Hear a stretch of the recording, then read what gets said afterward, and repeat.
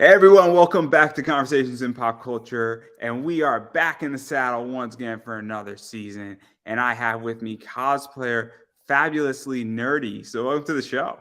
Hello. Thank you. It's so nice to be here. Thanks for inviting me.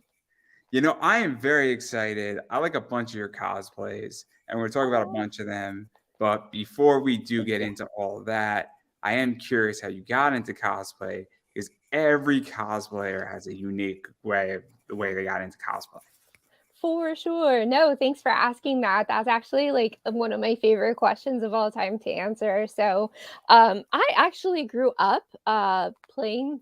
I was like two sides of the wonderful world of being a daughter to my dad, and he was like super duper interested in all things that were nerdy, video games, comic books. And so I actually grew up in a really awesome household where like all the nerdy stuff was super embraced.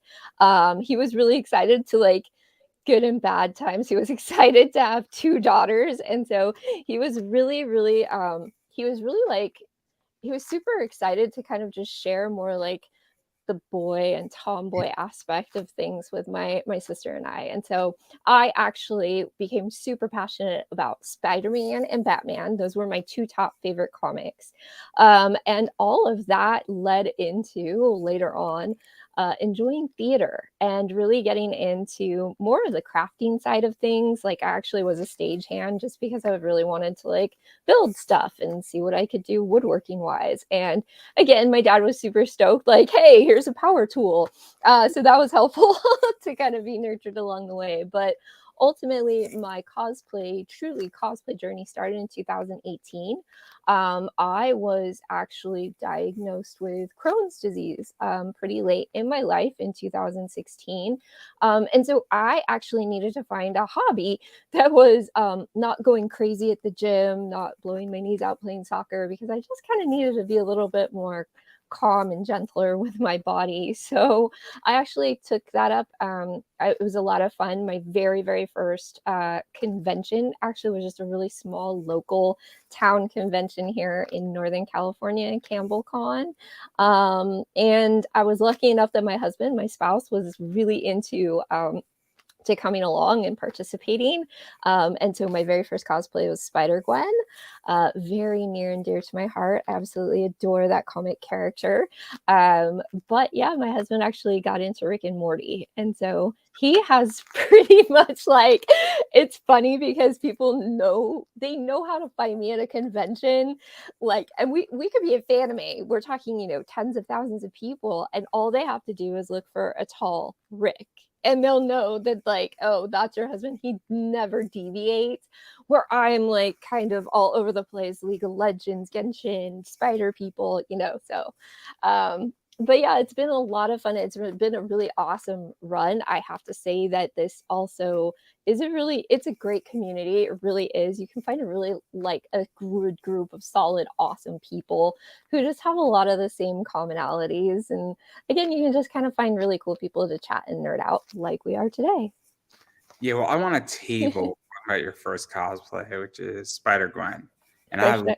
Spider Gwen, obviously for a lot of reasons. I love when Peter kills Gwen Stacy. I love that. Right. I'm actually eyeing it. I'm a big comic book buyer. Yeah. I'm eyeing a 9.8 of that book, and it's Nice. it's difficult to find one at a good price. At a good price. Right. Um, Yeah. I'm eyeing it Legit. correctly. I could find one all day in like a 4.0 CGC Oh, for all sure. day with ease. Um, Easy. Yeah. but I'm eyeing it. I'm picking my spot. Nice. Probably gonna happen relatively soon, That's preferably awesome. when Microsoft buys Activision. But that's not the point here. That's not the point. Ah. Um, I'm making a good exit on that.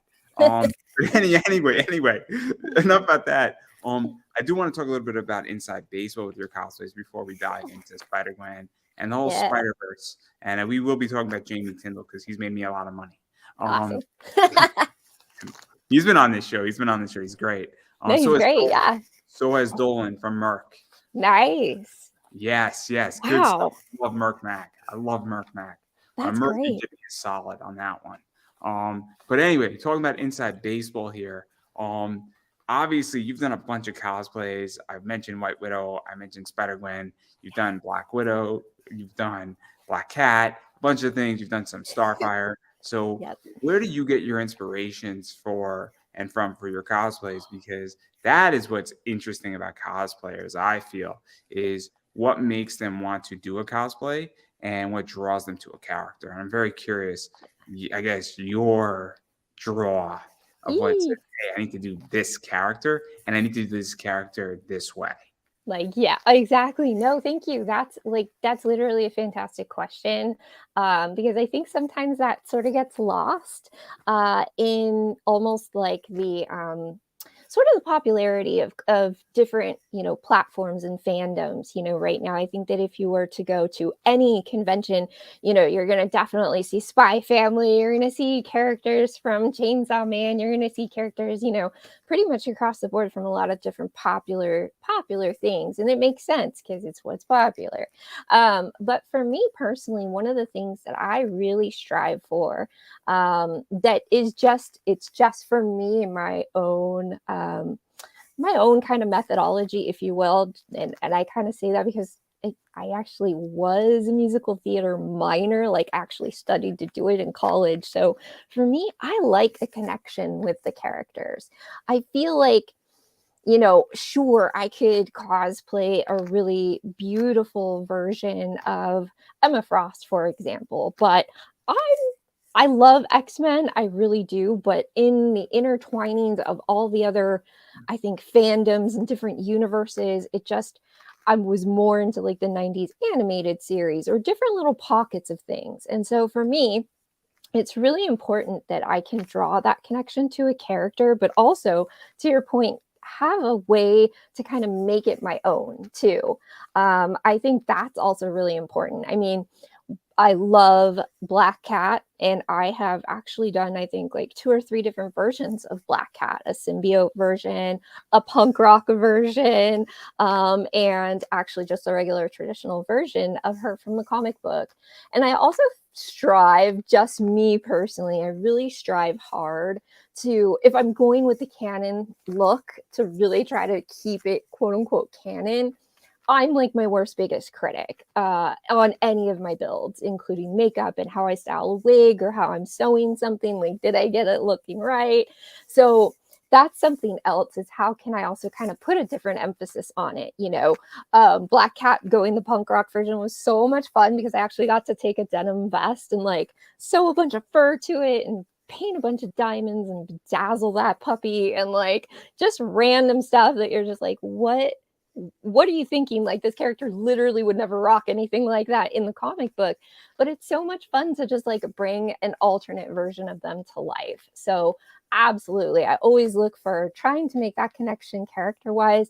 And for me, I also, if someone wants to come up and talk about my cosplay, I definitely want to be at least familiar with the character so that I can have a decent conversation too, because I think that's one of the other things I really enjoy about cosplay is getting the chance to meet people and really kind of putting yourself into that immersion of being someone else, which I think all of us day in day out can relate and like just want to be someone else for a few hours out of the day. So yeah, those are definitely my 3 top points that I look for in a cosplay character. Yeah, and then let's even go even further into this on the opposite side, and the Yeah, side that I enjoy, which is the money side of everything. yeah, It's a problem. I know, everybody. It's a problem. I love every aspect of money. sure. Um, every aspect of it. I can't wait till my business really produces a lot of money. It does right now, but that's not the point. Yeah. I'm gonna go to the bank, and the scene in Deadpool when he takes the 2 guns and he sniffs it. I'm gonna do that with 250s every Yes, Friday. I'm just gonna take out 2 fresh 50s, and I'm gonna be like, no, no, I want the fresh 50s. I know they were just brought in. I'm gonna roll them up. I'm gonna just sniff them. It's gonna be great. It's gonna be the best TikTok.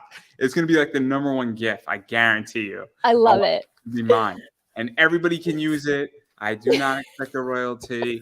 I am not Mr. Wonderful. That's You're Kevin good. O'Leary. That's his Right. thing. That's not my thing. You guys could have that gift when I do it. But enough about the joke. What is that like for you? Because a little known secret in cosplay Mhm. is that it can be expensive. Oh, yeah. between fabrics, between certain materials, between certain props, time, if you count time as an asset, Right. to do something, wigs can be expensive, warbler can be expensive, foam can be expensive, Oh, yeah. other things. I mean, there's a million other things I could say Yeah. that, and also even going further into that, also balancing those costs and also Yes. finding substitutes, because Mhm. if fabric A is $50 and fabric B is 25, figuring out how to even manage that, because Yes. that, I think, is one of the biggest issues in cosplay right now, is that Mhm. how do you figure out how to do your cosplay cheaper? Because That's it. Yeah. it's expensive. Definitely, absolutely. You also hit on something that I think is really important too, right? Like, I don't mind if I'm sort of that perfectionist, elitist with myself in my own cosplays, right? Especially if I'm entering, which most recently started getting into competitions, because I've kind of taken my sewing to the next level primarily for that reason, which is cost.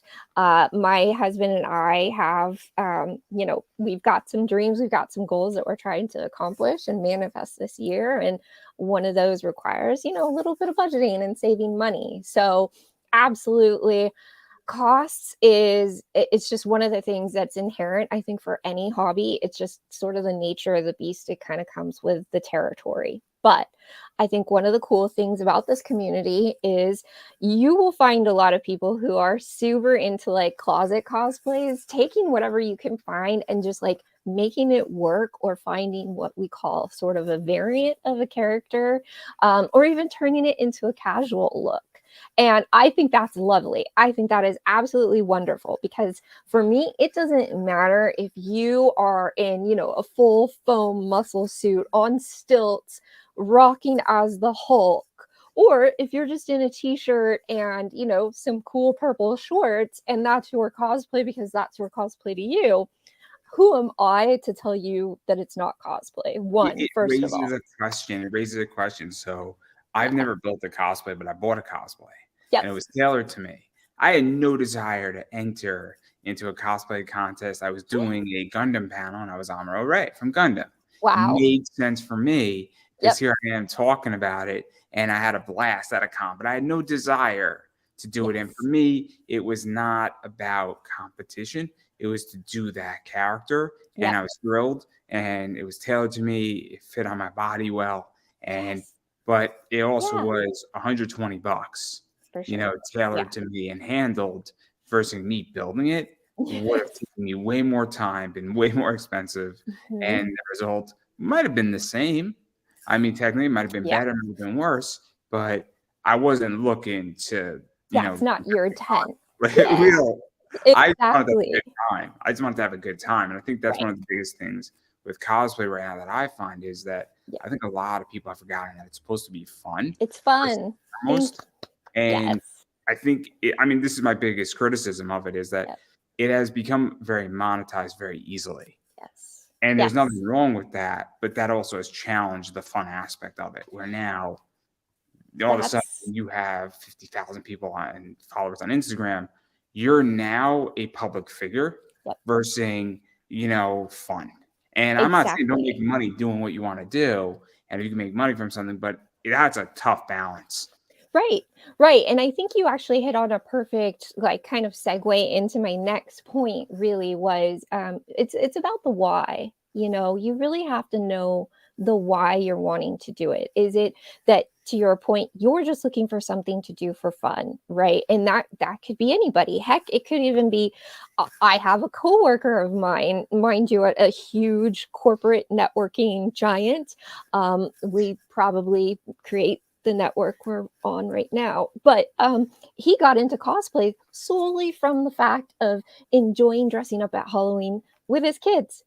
Then conventions came to town and he was like, I've always been Marvel DC fan. Like that's, and it just exploded from there. But it gradually, baby steps for him. I think everybody, you just have to find your own why, and then the path sort of opens for you. I completely agree. There can be a lot of toxic, negative things in this community saying, well, you purchased your cosplay. That's not really cosplay. Again, who is anybody to judge anybody else? Whether you purchase it, you make it, you craft it, you buy it, it doesn't matter. You find it in your closet, you find it at Goodwill thrifting.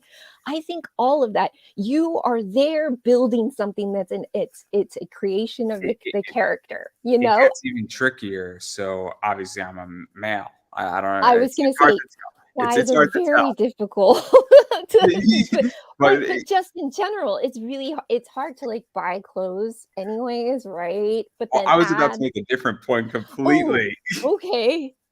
My point was No, that no, go ahead, yeah. I have friends. I have a business partner that I ran a Kickstarter, DJ Croft, and Okay. DJ's fit. Yep. And I also have interviewed Xavier Claude, and he's got a six pack, and he looks. So when he's like Aquaman, he looks like Aquaman, right? And Yeah. it's great. And when he's Hawkman, he looks like Hawkman. Yeah, And yeah. it's funny because he's walking around shirtless and he looks like that. But it goes to the point where if you're wearing a six pack ab shirt and you're Superman and you don't have a six pack, like, there's that in there too, where Yeah. I'm a big supporter of that. If you want to cosplay and however you look, you should be able to do it, Yes. but that's on that I was going to go with. And that was my point that I was going to make, is that Gotcha. Yep. it's very interesting because I think when you look at purists, and I think when you look at even making it or even body types, I mean, I know Yeah, plenty of people who, no matter what your body type is your body type, you know, exactly. and just because, DJ and Xavier Claude have six packs, Yeah. I'm not, six packs are not in my genetics, Oh, but yeah. No, definitely. I it is totally what it feel is. you. That's the whole point. Even though I'm a male, me Yeah, having a six pack is probably not going to happen. right. But if I want to be Superman, I But it still shouldn't want to be stop you. Superman. Exactly, and that's why I say, like, finding your why, right? Because I think for me, yes, I have friends who do it for the monetization aspect, and I think that's fantastic. If it works for them and they have the time and the energy, I mean, Lord, I'm old as dirt, and that's the other reason why I put this off. I mean, it was kind of like, hey, I now have extra disposable income. My husband and I moved to a new area too. So we were kind of looking for things to like do, get to know new people and new friends in an area we never really had lived before. And so it worked. It clicked, right? But like, don't get me wrong, my first Spider-Gwen suit was so bougie. It was straight off Amazon, like I didn't know about forearm zippers. I didn't know about like the soles on the kung fu shoes on the bottom of the feet. So that's the other thing that's so beautiful, I think, about this hobby or this craft too, is that you learn as you go and you can learn from other people. You go to a con and there's probably 25 different panels you can attend. A good more than 50% of them are probably going to be about cosplaying and how to balance a budget. That was one of the first things I started to do when I got into it. I'm with you. Zentai suits are expensive. There's no way around it. And I would love to be able to print my own fabric and, customize bodysuits to myself, because I will be honest as well. I would be considered more on the plus size. I'm a size 14, like in jeans, 12, 14. That's definitely not your typical size 6, size 8. So even for me, I have had to actually tailor things. Thankfully, my mom gifted me with the ability to sew, and she taught me how. And growing up in the theater, I was able to kind of develop that skill, which was why I think it was easy for me to kind of make that leap into cosplay.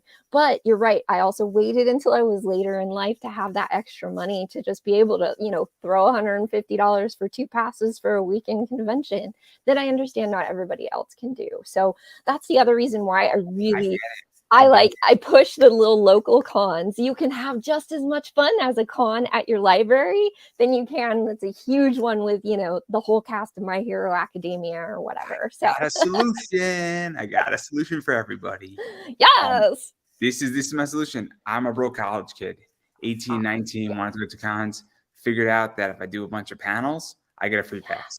Yes. So that's how I did 50 plus panels at cons. in a very Nice. short amount of time, whereas doing 12 to 15 of them a year. That's And awesome. it's crazy, but I haven't done one since because I find that it's not people don't attend my panels.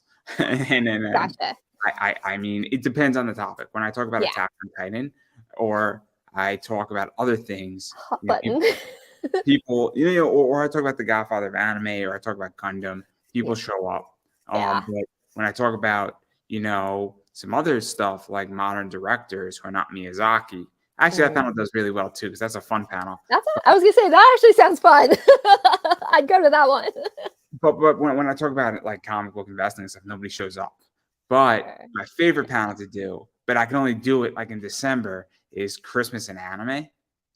It's an Ooh, awesome panel, and it's that's such a fun awesome. panel because I go through the history of Christmas in Japan, and then we go through like 4 or 5 Christmas animes that you can watch with your family.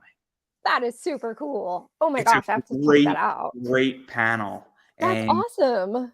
I love it because it's a fun panel and it's very family oriented. And there was a con in December when I used to live in DC, and it was just epic because it was like Oh, December 12th, and I'm like, this is perfect.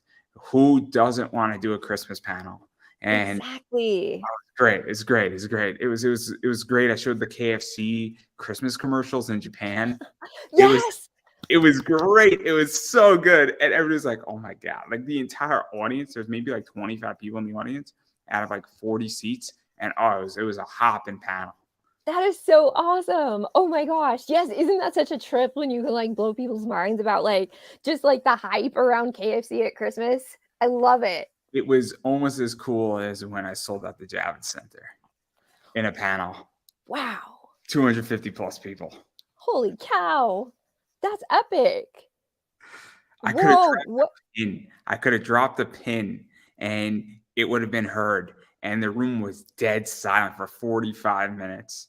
Wow. What panel was that one for?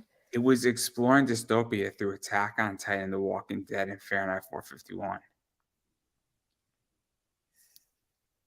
Oh, okay. I see where you're going with that. I was an English major, so did my fair share of reading. So yeah. Wow. That's deep, man. 250 plus people in that Uh, room. uh, And it's the weirdest thing. I did it the panel before that panel. And what happened is that I did a Gundam panel. I had 60 people in that room. And what I said to everybody in the room, I said, you're not going to want to leave because if you left, you would not have been able to come in yeah. because I go to the guy, one of the people at Anime NYC, who was like monitoring the door. And what wound up happening is that I said, yo, what's going on out there? He's like, dude, you got a full room. You got a full Oh, room. And like everybody who was in that panel, about 90% of them stayed. And they wow. moved up and they said, yeah, I guess we're going to stay. And I said, this is the hottest panel right now. There's 2 other panels going on and they were pretty packed too, but it was exciting. It was a crazy, crazy, crazy panel. And people, Wow. it was wild, but weird thing. And then it was good. That's My friend told me insane. that I was coming back from New York City because I lived in Yorktown in New York, Okay. Yep. miles away. So I was only in Anime NYC for the day. And my friend's like, yo, you want to go to the bar as I'm going? I said, cool. Can you give me like 30 minutes when I get home? He's like, yeah. Showered, went to the bar, and it was a great night there too. So That's awesome. Oh my gosh, that's so absolutely epic. See, and like I feel like those kinds of like if you weren't into comics and you weren't into all of this awesome nerdy stuff, like you would never have that kind of experience, you know? That's great. I had a blast. I had a blast. It was amazing, and yeah, it was just one of those things. And That's but now I'm cool. a podcaster, and I get to do all this from my Yeah. house now, so it's awesome. Right? I digress. This is such a far cry from cosplay. Such a far cry. Because I do want to talk about the Marvel stuff with you, and I Oh, really want for sure. to do it. And obviously, we're going to talk about Spider Gwen, Yeah. and I have pictures because pictures are Yay. fun. Oh, So yes. that's Gwen Stacy. Spoiler alert, guys. Sorry to let everybody ruin this, but Gwen Stacy is Spider Gwen. Spider Gwen is Gwen Stacy. If you didn't know by now, I don't know what to say. Um, Now you know, knowing's half the battle. Oh my God, my John Cena GI Joe shirt. Um, He just did one. It's brilliant. It's brilliant. It's got all of his different variants on it from the Oh, prototype to Ambassador John Cena. And it's like pick your character, and then it has his GI Joe card, and it has his like ranking. It's 16T for 16-time champ. It's a T16 for 16-time champ. Oh, it's brilliant. oh my gosh, that's amazing. That's awesome. It's a $35 WWE t-shirt, and it's well worth every penny. Every Every penny. every That penny. that's amazing.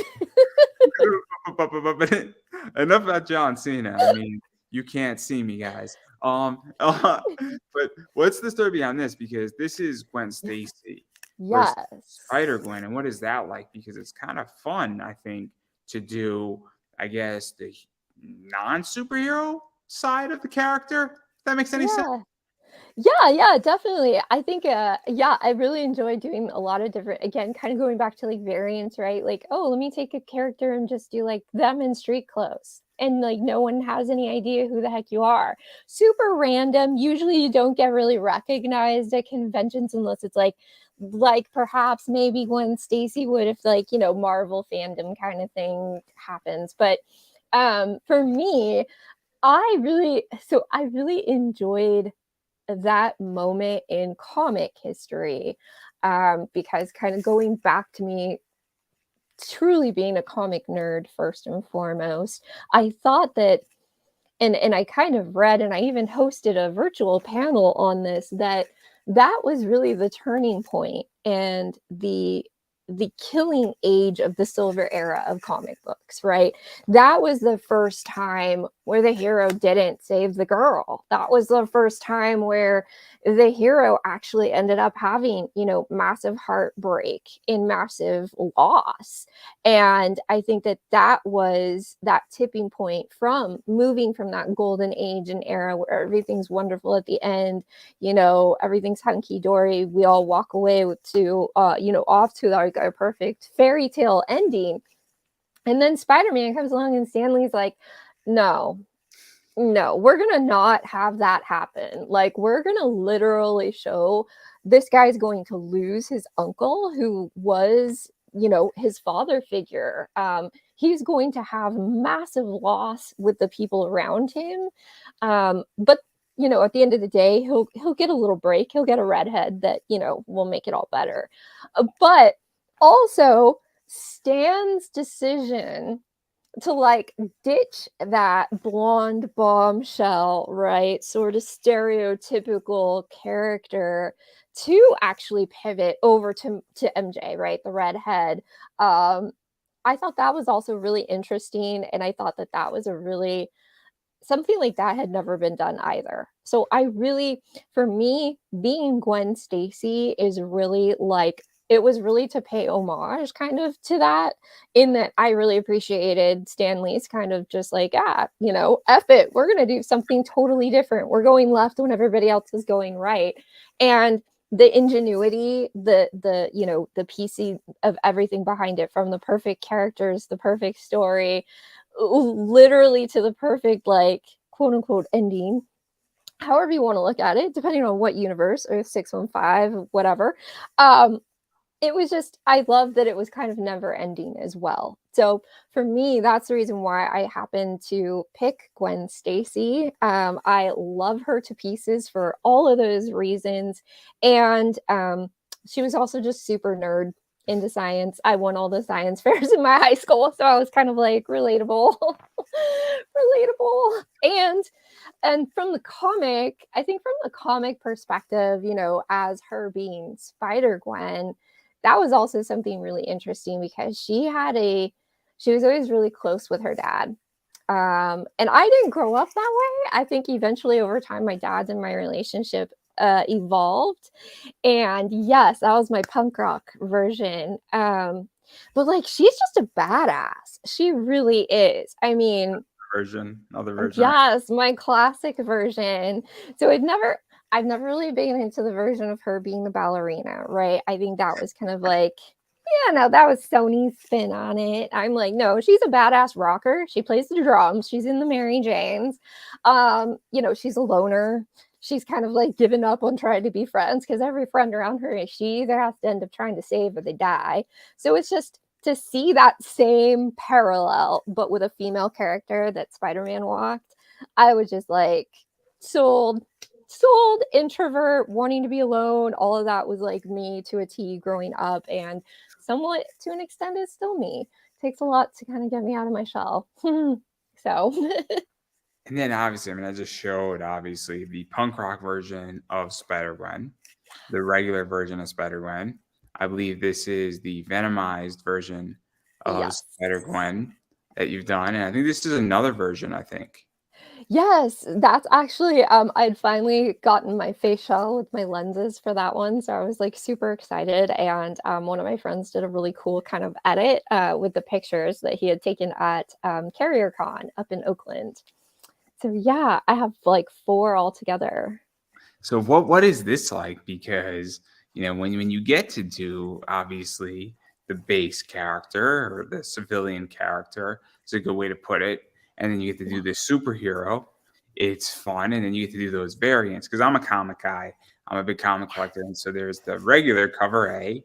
Maybe you have yeah, a cover B that's regular, but then you get those store exclusives, or you get J. Scott Campbell mhm, doing something fun, or you get John oh, yes. Romita Jr. or Marcos Martin doing something, which he did this 692 covers, and one of them Yep, is Peter holding Gwen. And I cool. have that book. I have that book. I Oh, sold that's that book. awesome. I sold that book to start my business, and then I bought it back when my business was healthy. Okay, Very, so it's still in very your collection. Good, good, good. Okay, I good. bought a better version of it back for a lot more money. It's alright, I that bought but a better version. I bought a 9.8 along with a few other books for my personal collection back. Wow. So I sold that book for 100, and then I bought it back for a lot more. Don't regret it. Don't regret it one Good. damn bit, because I started my business because of this, and Yep, definitely a cool book. But that's I awesome. love him holding Gwen.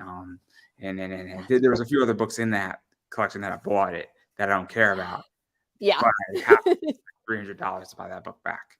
Well That's worth it. awesome. Well worth it. It's Totally. a great set. It's Spider-Man through the decades. Mhm. It's the 50 decades where each color is a year. It's really cool. That's I love it. I think it's so great. That's why when the actual comics came out, right, the different decades of the 50s, 60s, 70s, I was, like, on that one at my local comic shop, literally like, "Hey, here's my credit card in advance, just put it on hold, just ring them all up, I'll be back," like, the originals and the variants, you name it. I'm all over it, so but yeah, no, it's definitely fun because you get to channel different like I think different characteristics of each person or each character, right? I mean, when I am Spider Gwen, it's fun. I love it. Usually because I will have my face mask on, my face shell, and my lenses, because I really do enjoy kind of playing more of the hidden version of her. Yes, for a lot of the photo shoots, I will take it off, just because I am, I'm paying for those pictures, so I do kind of want them to be what I'm envisioning. So some on, some off, that kind of thing. But I think it's a lot of fun because, at least for me, it was kind of like how being in like a tunnel too. I think setting is really cool and super helpful when you're also setting up like shots. Don't get me wrong, when it's cold outside, like -2 and you're in like a bodysuit, I don't recommend. Go just hang a curtain and take a picture in front of it, like call it a day.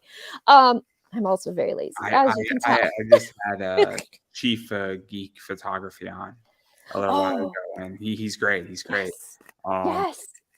Fascinating Yeah. interview. Fascinating interview. We didn't really speak much about his cosplay. We spoke about a lot of the photography side, because Yes. I don't get the ability to speak Amazing. to male cosplayers, let alone male photographers. on Oh, my okay. show. And so it Awesome. was a very interesting interview. It was a good interview, and Yeah. he's gotten me a few male cosplayers who Nice. was scheduling stuff up, because they're the hardest group to book. They're the hardest group to book who are on my Yes. show. I don't understand why they're the hardest group to book. Um, I yeah, I used to be in a little group, a Spidey group here up in Northern California, and yes, I have to agree, trying to get people, like, locked in who are the guys, it was a little difficult. They Men were are the most fussy cosplayers ever. I just Ever. thought well, I took about half hour trying to fix my friend's belt for sure, but I was like, I'm the cosplayer mom, so I carry like, extra glue and duct tape and safety pins and, someone's like, "Oh, I lost an eyelash." I'm like, "Here you go. Here's a whole new set." Yeah, I'm that person too. And so it was funny because not only did they take longer than the gals to get changed, right? And again, not a whole lot. You throw on your Zentai suit with a spider person, maybe a wig, your mask, call it a day. No, it took them about an hour. And so, like, all of us women and girls, females and presenting females, we're looking at each other like, are we missing something here? What are we missing? It's not even that for me. What it is that I reach out. If I reach out to 20 men, I will get a response from 3. Wow, So really? so it is a very low response rate. If I reach out to 20 women, I will get a response rate of 8 to 10. So Wow. so the Interesting. difference is that the Hmm, difference is a 5 or a 7 plus. okay. And when you times that by laws of large numbers, so if I reach out to 10, Mm, not if I reach out to mhm. 100 cosplayers collectively or 100 males, and I am only getting a 3% rate of return, that's not good. If I I reach got out to 100 male cosplayers, I will get 10 of them on my show gotcha. statistically, which is a 10% rate of return. If I reach out to 100 female cosplayers, I will get at least a 40 to 50% rate of return. Hmm, And I don't interesting. understand why men are so flaky. Now, the Hmm. opposite is true in the wrestling world, where women Okay. tend to be more flaky in the Huh, wrestling world, from my experience, where they're the ones who don't show up. interesting. So men will always show up on a Show wrestling up. show Yeah. unless there's something wrong. Male wrestlers are Huh, always on time before. Women are, right 5 minutes before they come on, or they're sometimes 5 minutes late, or they just don't show up and they don't answer. interesting. Yeah, okay. That's It's so really weird. It's so weird about though the cosplays with men because it is the hardest group to book, and I don't understand why. I don't know about getting ready. I mean, oh, because yeah. DJ I know is professional. I know Xavier Claude is professional. Mhm. There's another guy, Billy something. I know he's professional. Yeah. Um, there's a few other men that I know are very, very, very professional, but Mhm. I haven't heard that statement. But what Chief Geek Photography was saying is that when it's cold out, he's like, I parked my car near. I stay in my Yeah. car. I have a blanket. I make sure if I'm not shooting, I'm in my car, staying warm. And I just thought it was really funny because he's like, Yes. and also I'm gonna get this shot and we're gonna get done. Be done. Yep. Mhm. Absolutely. No, I've definitely worked with quite a few photographers that are like that, and I absolutely I love that about them where they're just like, "All right, like we'll talk maybe beforehand, kind of like, what's the vision or, what character are you thinking just so if they're scouting locations, they can do that ahead of time." But a lot of times I'll say, when I reach out to people, I'll say like this is the character, this is my fandom, here are some reference pictures if you're not really familiar with that particular character. But I've also thought about location A, B, C, D. And I think it could be because one, so my job is project management, so I think about everything and nothing all at once. Um, and and I also plan for like the worst of all possibilities, and then I just kind of hope for the best. So I think a lot of that bleeds over to my cosplay and like coordination with that. So meetups, photography sessions, I always come prepared and I always have at least an idea so that I can pitch it to people. And if they're like, oh no, I was thinking about this instead, then at least we have a starting point, right? It's at least a jumping off point so that I'm not like, great, I'm going to hire you for your services, but you're going to take it all. Like you get to do everything. Just like I think having some sort of an idea of like how to pose is really helpful because like my first few photo shoots that thankfully were just with very close friends were incredibly awkward mostly because it's just like if you've never taken pictures or you've never really thought about photography, um, there's a lot. And to your point, chatting with such a great photographer and cosplayer. That's why I'm like, oh yeah, I'm sure the entire conversation was about photography. There's so many tips and tricks and little, best practices, or try So this. we, And we, it's we like, definitely spoke a lot about shooting with the it, camera, with the camera. I want to make that crystal clear. yes, yes. Oh, yes, yes. Cameras, photographies, yes. So videos. Okay, but then you also have video on top of that. And thankfully, I've not had to work with, I haven't really worked with, I think, photographers who are super in the video space, thankfully. Because I just have really bad dad jokes. Like, yes, I'm on TikTok with the same user handle. But it's really bad because it's just I find things funny that just aren't funny. All right. So that's why I'm glad and grateful that I've had an opportunity to work with at least, other coordinated folks, but their feedback has always been, we really enjoy working with you because you just like come prepared and you also bring stuff. And I always bring my husband. So interestingly enough, if you think about it, photographers have a lot of gear and they have a lot of expensive gear. Sometimes you end up in, I don't know, overpasses of freeways, for example. Sometimes not the greatest areas, right? And so, but they want to be able to have that freedom to set their gear down and then go roam around and go walk with you and come over here, let's take this shot, or, let's get back to the car and go get warm kind of thing. So it's nice to also have extra people with you, because I'm like, he's the muscle. Again, he's giant. He's like 6 feet tall. Huge Rick. Again, you can't miss me. But it's also, they really appreciate that because they can just like chuck their backpack or chuck their lights, grab them when they need them, and they know that someone's around, like always watching and having their back too. So yes, I definitely recommend making friends and connections with photographers. They are your friends. If you've never gone to cons before, one of the other things I never experienced was people coming up to you and saying, can I take your picture? And it could be, it can run the gamut. It can be a little kid who just thinks, I'm the most gorgeous seraphim they've ever seen, and I adore them for it. And absolutely, like, I will crawl on hands and knees just for the children only. Do whatever you want. Like, you want a piggyback ride? Let's go, because the kids' smiles are like amazing, right? There's that. But I wish someone would have told me, like, hey, there's gonna be like professional people too with like huge cameras and huge lenses. And they're gonna be like, I want to take your picture, and they want to take like 2 to 3, maybe 5 minutes of your time kind of thing. But like, they will sequester you, they will pull It, you it's very- away. it's It it's it's a very complicated issue, I think, right now. Where going back to some of the bigger names, I mean, Yes, I think a lot of the bigger names, and I think it's coming, is that they are out of touch with some of their fan base. for sure.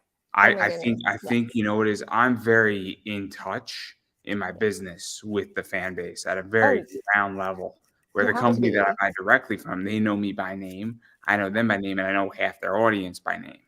So Same. I know their fan base. Where I've sold to people, and Yeah. then they've showed off the book on Facebook. I'm like, you run this group? What the hell? What? Yes. We connected on Facebook. I'm like, yo, I just sold you this. Like, why didn't you say you were in the group, man? Like, it's funny. It's funny, but like, I Yeah. think a lot of these cosplayers, they get sequestered at cons. They're in their booth, and then they go on a photo shoot for 2, 3 hours. And I think that it's a real issue because I think they have forgotten what their fan base is. And I think they're Right. making money, and I think it's a real issue, and I think it's going to come back Mhm. and haunt them. I really do. I agree. I have to say, I'm really good friends with Walden Wong, the amazing inker, who works on all things Marvel and DC. He's done 2 really amazingly commissioned blank comics for me. I actually get to pick one up in about a month.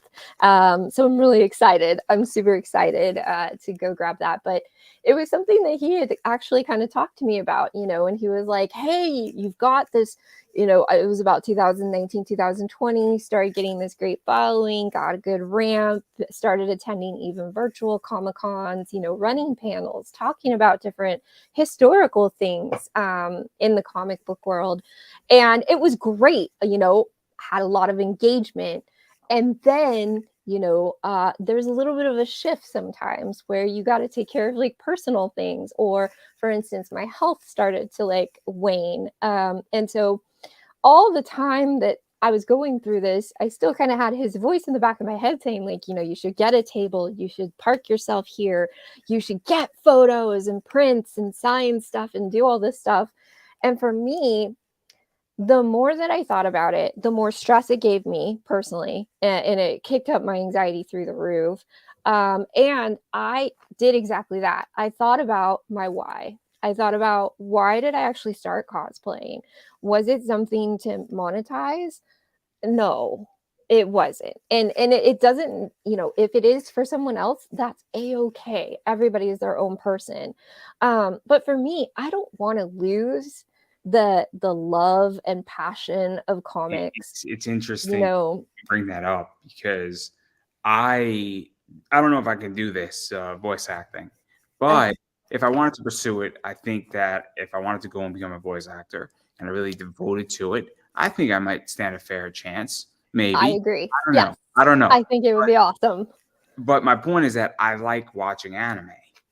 Yeah. And so I've come to the conclusion saying I don't want to go to Texas, New York, or LA, live there.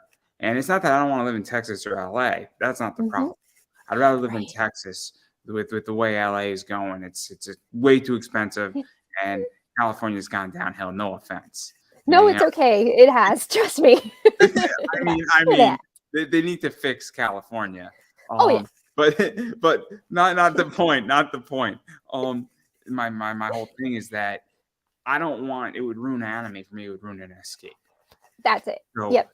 so when I want to go and I want to write a comic book and I'm in the process of doing that, doesn't ruin comics for me. Doesn't Yeah. ruin my business because Yes. there's all of these people that I'm already ruined by comics by interviewing all these people. So it's I already ruined for me. Yeah. And it's not that bad where 25 to 30% of comics are ruined for me. But if That's I yeah. write it, it doesn't get worse. But if I And was to that's become a voice actor, it would ruin anime for me completely because that's pure still. And and that's what that's I yeah. would I understand. And I think that's huge. The fact that you like realize that is enormous, right? I mean, just that own cognizance in its own like state is awesome, because you know what your balance is, right? You know where that scale is going to eventually tip. And I will tell you that, yeah, I wasn't huge or anything like that. I mean, I don't have a large, super large following, over like 2.2K. That's about it. And my TikTok's slowly growing again. Horrible dad humor. Plus, I'm also in the K-pop space, so I get a lot of hate. So I totally understand about hate. Again, over 40. I love cosplay. I love comics and K-pop. Okay, and I don't have kids, and people are like, "What's wrong with you?" Um, no, yeah, I'm just me. I'm just a dork. But no, like seriously, I agree with you. There can be that point where when it becomes to be not fun, or it changes how you actually feel about your escape and using it to really give you that hobby, that's where I have to draw the line, right? And there have been times where I've taken a step back. I mean, I'm getting ready to do a little bit soon, after this con season ends, kind of October, November. We're going to see what happens, and it's because life is happening for me, right? My current lease is up. My husband and I want to buy a house. We're looking to buy a house. Like, we, for once, it's sad that it took us this long in California, but we're like, woo, we're over 40. We're gonna buy a house. Let's do it. But you're right. It is a balancing act. I think, again, it just kind of goes back to your intent, your purpose, what makes it fun for you, what doesn't make it fun. Everybody has their own agenda. And I think that is why it's so imperative in our communities to don't compare yourself to anybody else. Like, That's hard. some That's hard. I know it's super hard. Like, don't get me wrong. I look at so like Stella too, Yaya Han, Kenpatsu cosplay, like all of these. First off, like drop dead gorgeous. Hi, you could be on a freaking runway model. It's Okay, funny that you mentioned them because this is the part that nobody talks about. This is the controversial part. I don't know if any of those people are really happy. I don't know if they're happy. I don't that's know if it. Jessica Nigeria's happy. I don't know if Yanahan's happy. I don't know if Yeah, that other person's happy. And you know what? You could say, oh, yeah, I'm doing great. I'm thrilled. But you know what is? I don't know if they're happy. I'm genuinely happy in my that's business. it.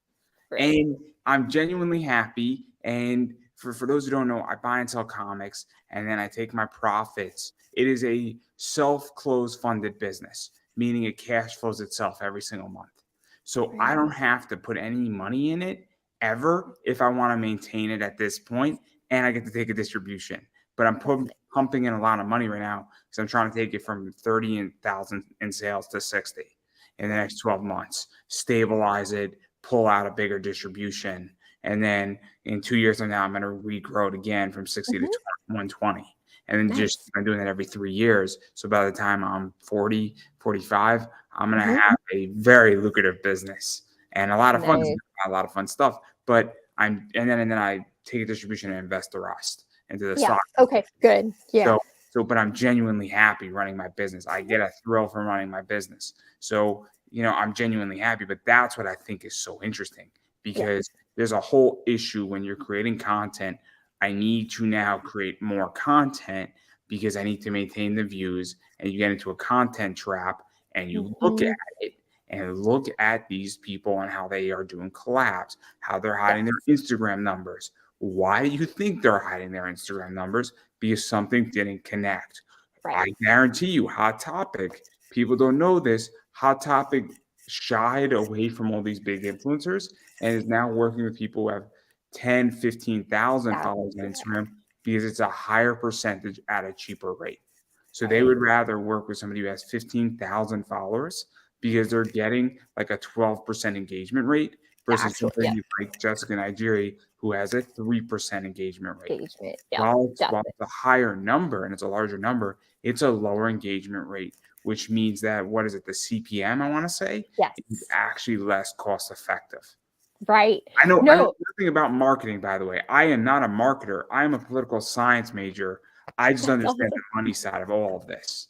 No, that's fantastic. So actually, I have a real estate background from being obviously here in California, but I actually I'm currently a marketing project manager.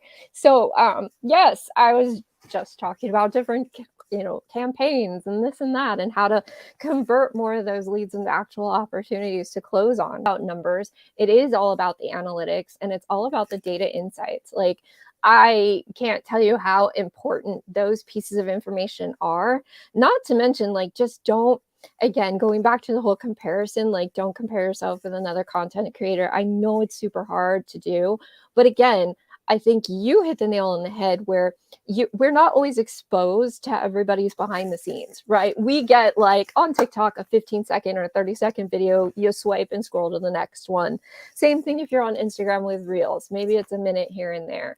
But at the end of the day, what we aren't seeing, right, is possibly the tiredness, the fatigue, the exhaustion factor, the burnout, right? Having to set everything up, having to like take everything back down, having to like even create the content and come up with the ideas, right?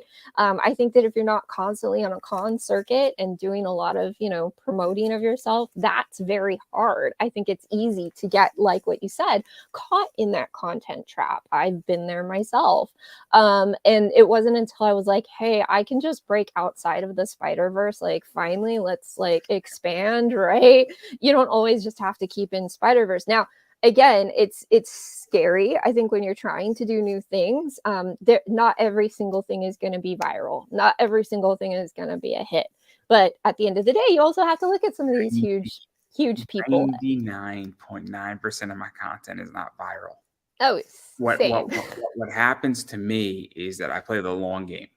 So what Right. people, I was dunked on. We were speaking about this before, and I'll bring it up. I was dunked on for 43 minutes. They said, "Oh, it only has one view or two views on its live streams," And my response to those people who were dunking on me, and if they see this, it's the response saying, yeah, but I have interviews that did 2 views and I've gotten 9,000 plays later on, 2 years Right. later. So I don't care about the live. That's not See? what makes the money. What makes Right. the money is the replayability, me cutting up that content. I just did a short clip with Lisa Ortiz for an interview that I did almost 2 years ago that got like 300 plays in See? about 24 hours. Yeah. So I don't really care. That interview I think has like 900 plays too right now. So I don't really Nice. care what this content does live. I mean, I wanted to do well live, but I Sure. wanted to do well overall in the next year, the next 2 years, the next 10 years. And that's how I view content is that I'm not looking for a one hit wonder. Yeah. I'm looking at somebody comes to my YouTube channel, they see 600 plus interviews, they see 1,500 short clips, and then they see another 500 YouTube shorts, and they're like, oh snap, there's a lot of content here. Maybe I don't want to watch Peacock. Maybe I want to hang out on this channel for a while because I'm Exactly. building a library. And then it's not a content trap because it's the idea. It's quite, I think, the opposite. I'm building a library and I understand in the long term because I'm going to be doing this for the next 40 years. So it doesn't matter what it does today. Nice. No, and I think that's the right attitude to have. That's the absolute perfect view, right? I mean, I think that that's how you're probably gonna, I honestly also think that you will grow probably more organically as well that way because people will see that. They won't see, I always think there's two sides to every coin. I think statistics is, very, very you can always spin things one way or a different way. But I think that if you were to take at least the positive spin out of it, you can also see that there's a connection that you're making with people, right? And that you're not just trying to get big names to get big names, or you're not just trying to talk to certain people just to talk to certain people because they're popular now, right? Or that they are viral for one of their videos, or they're in the quote unquote limelight for whatever it is in the moment. And so I appreciate that. And that like is something that I look for when I go and seek out other content creators too. Where's their heart? If this is just for like, a buck or whatever, or to like promote something else on a different platform for themselves that monetizes it, I if I like the content, I'm gonna like the content, but I may not engage with it as much, right? Whereas you're definitely setting yourself up for further engagement, which is awesome. Yeah, no, and I'm lucky because I know how to spot talent. I spotted a lot of talent before it became big. That's A lot of awesome. talent. There's been See, people in WWE who have been on my show before they were anywhere near there. There's that's people who, cool. who are in AEW have been on my show way Wow. before they were anywhere there. Tegan Knox was Nixon Noel before. She's a WWE superstar. Yeah, She was on the show. I saw that. Yeah, on your Chris channel. Yeah, Daniels. I was like super impressed. Chris Daniels, head of AEW Talent and Relations, was on my other show. Just That's shot him a cool. message, shot his agent a message, was very pleasant about it. His agent was like, yeah, cool. Let me shoot a message. Let's see what we can Yeah, do. Chris that's Daniels is awesome. just a decent human being. I probably could have the Young Bucks on, but I didn't want to overburden my parents and trying to help me set that up. It's a very funny story, but it's a different story for a different day. Um, but That's awesome. but very, very interesting who's been on my show, who has been on my show, and Anthony Yeah. Green's been on, who was in WWE, and so on and so forth. So it's fascinating. But again, I'm called a lot of things that are really interesting. And but again, I'm looking long term, not short term. But we are so far from cosplay. I do want to touch upon this because I think this is funny. Oh, this is Red Cat. Yes.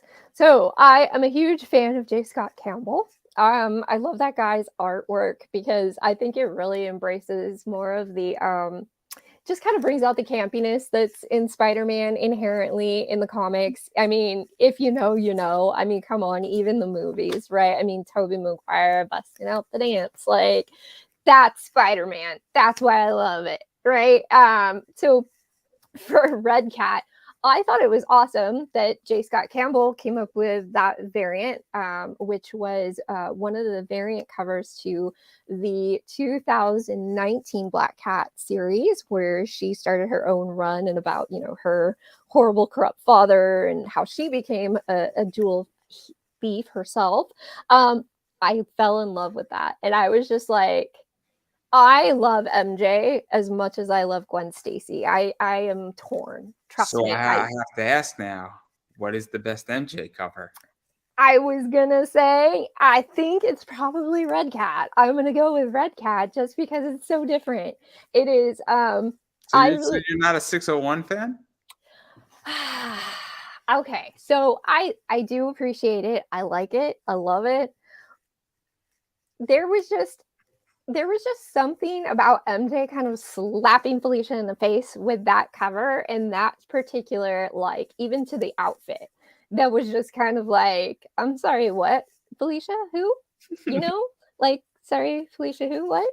That it was just, it was perfect. It was so her. Did you know the other one that he did in referencing 601? So no, I Oh, don't. this is a whole different ball game of Okay. Campbell. So Uh-oh. Peter is exiting out of the apartment in 601, and Okay. Mary Jane is reading the paper, right? And Yes. having her coffee, right? Yes. So there's one with Black Cat. Peter's Mm. coming into the window. So he's leaving MJ to go visit Felicia. So he's swinging in, and you have the cat Okay. Noir, the cat like Lenore, the French thing. Mhm. I don't know the exact term. I spent a lot of money for that cover. I spent more money for that cover not to be signed than to have it signed. Oh, wow. My goal is Interesting. to get it next time I go to a con and Campbell's there to submit to CGC for Yeah. private signing so that it comes out graded. Wow. It's a beautiful book, and I spent more money on that book. And I do have a 601, so they will be matching. Oh, that's awesome. Graded. No, wow, that's amazing. That is literally epic. Oh my goodness. That's not my most prized possession of Campbell. Oh, really? I have a Spider-Man 700, J. Scott Campbell, Midtown, connecting Oh, Superior Spider-Man, signed by Campbell and Lee. 9.8s. wow. Wow, I'm like in awe. I spent a good bunch of money on that book. That book is probably valued 16 to 2 grand the pair, Wow. Holy cow. That's or epic. way less. It's not for sale. It's not Yeah, for sale. It's yeah, not. right. No, no, I mean, if somebody made me an offer for like 5 grand, I would sell it. But it's sure. actually not my most single expensive book. Nice. Wow, that's epic. Um, Holy cow. I'm a big Campbell fan. I'm an early Campbell fan. Okay. I don't like his new stuff. I don't think it's as good. I don't think it's as Yeah. valuable. I think really his stride was when he did those Midtown covers, and Yeah. about 2 years after, and about anything before those covers was great, and Mhm. about 2 3 years after was great. Yeah, I would agree. Yeah, no, definitely would agree. I think one of my absolute favorite, like I said, I mean, I think that Red Cat was like definitely top favorite of mine. My husband actually got it for me signed, which was super cool. And I just like it was just so different. It really was. It was just super funny, like I said, with just kind of like MJ throwing it out there in like Felicia's face, like, oh well, I can be a cat too, and it was just kind of like it was so absolutely like perfect from that aspect, right? And then on top of that, I thought it was very cool how later, more recently, they've kind of teamed up together in a lot of the different series. But I'm a pretty big fan of the King series too, between Gwenum and I think he did a good job on those too. yeah, those were There's the regular where it's Gwen Stacy and Mary Jane in the band, yes, and yes, there's the Venom version of them in the band, yes. and then there's the third Uh, version. Forget, or it's half and It's half, half and half. Yep, and then exactly. it's the fall. Oh, Yes, it's a beautiful set. It's a beautiful set. It's like a $80 set. I bought that one too. yes. Thought that was clever. Uh, Yeah, that was. Those were fun. I actually recreated the MJ, like Carnageized MJ. I've done Carnageized Black Cat. That was a lot of fun too. And even for like those two, I really enjoy the symbiotes because those are a lot of fun to like make the slime. I'll actually take like Flex Seal and it looks horrible, but I'm like, oh my god, if my landlord ever saw my like she shed, they would die. But I took a big garbage bag and hung it from the ceiling of my shed and then threw a tarp on the bottom and used Flex Seal and just drizzled Flex Seal around the plastic bag. And it was rad because it happened to be a Glad bag. So it had like the little diamond shape. So when I peeled it off, it was perfect to just like mount some like either magnets or pins on it, and then I had like drapey flowy weird rubberized symbiote stuff. So that was a lot of fun. So I enjoyed the I, symbiotes. I am a fan of Venom. I enjoy Venom a lot. Todd Yeah, McFarlane is a genius. So many totally. ways. Tom DeFalco is pretty smart too. I agree. But I digress. I Oh digress. yeah. Goodness. And then I do want to talk since we're on, symbiote and stuff like that. The person to talk about is Jamie Tyndall on that, because Jamie Tyndall does White Widow. I know way less about White Widow, but I did sell a bunch of books just recently Mhm. for White Widow. I sold his Pokemon variants that he did from his website, Yes. and I made a good chunk of money Oh on yes. that. Yep. I made a good chunk of money. I don't think I sold it to you or I your husband, so it's all right. oh I bet. No. Yeah, I don't think Yeah, no, actually, that'd be really weird. yeah, That'd be definitely really weird not. if I did. That would be yeah, right. I was gonna say that'd be a little awkward for sure, but no, actually, with Jamie Tyndall, it was really exciting when White Widow got announced. I had an opportunity to join the Kickstarter, and knowing like that he's done other covers and variants in the past, I was just kind of like, oh, interesting. Let me check out what the story is actually about, and it was so cool. Like Gabriella is an amazing character. She was like one of the first Latina, super strong, powerful, kind of like thrown into a spider verse, right? Albeit her own. But she also came from a background where basically, she had a really bad congenital and chronic illness. And her dad tried to do everything in his power to try to help her and stop it. And unfortunately, it actually kind of was sort of that radioactive spider bite that, basically gave her superpowers.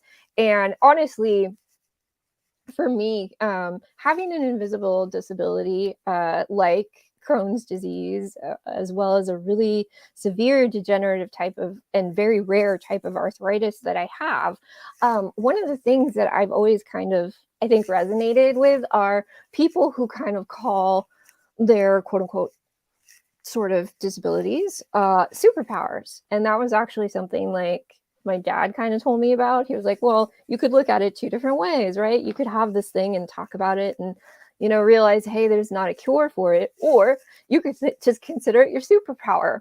Now I haven't exactly figured out how it turns out to being something It's positive. interesting. It's interesting you bring that up. So obviously, I have a physical disability, and Yeah. it makes me actually. I work in accessibility. That's not a Yes. secret. And while I work in digital accessibility, having a physical disability allows me to see things differently. It also makes me a better investor because I see things very differently than everybody else sees Oh things, yeah. and I've been rewarded for it massively. I'm also a contrary investor, and I tend to see things differently. One of the things that I figured out very quickly, accidentally, because I started going to anime cons and I wanted free passes, so you present panels, and then I started saying I can't run around the same way. Yeah. So let me figure out how to attract people to me. It sounds crazy, but I've attracted and sold out rooms a few times. And when you're attracting 250 people to you, I mean, that's a real skill. Now, Mhm. take that instead of me talking about a anime or a comic. what if I'm talking about real estate and people are paying me money to sit in every single seat? Now we're getting into a different game plan completely, and now you're attracting people to you and then figuring out how to do that. So I get it completely. Where I don't view it as a superpower, I just view it as a different viewpoint on how to interpret things. And I think it's really interesting that you bring that up because I Yeah. think that a lot of people don't necessarily view it that way, where I wouldn't call it a superpower. I would call it, I have a different perspective. And Mhm. because of that, it gives me different insight into how to approach an issue. Sure. No, absolutely. That's spot on. And that's, I've definitely been able to, I think, use the same sort of mentality, right? To be able to kind of identify, areas where there is, I think, more visibility that needs to be brought to accessibility. I even had knee surgery over the summer, and I was planning to go to the convention, wanted to go. It was Crunchyroll Expo. I'm not going to miss that. So, that's something else that I agree with you.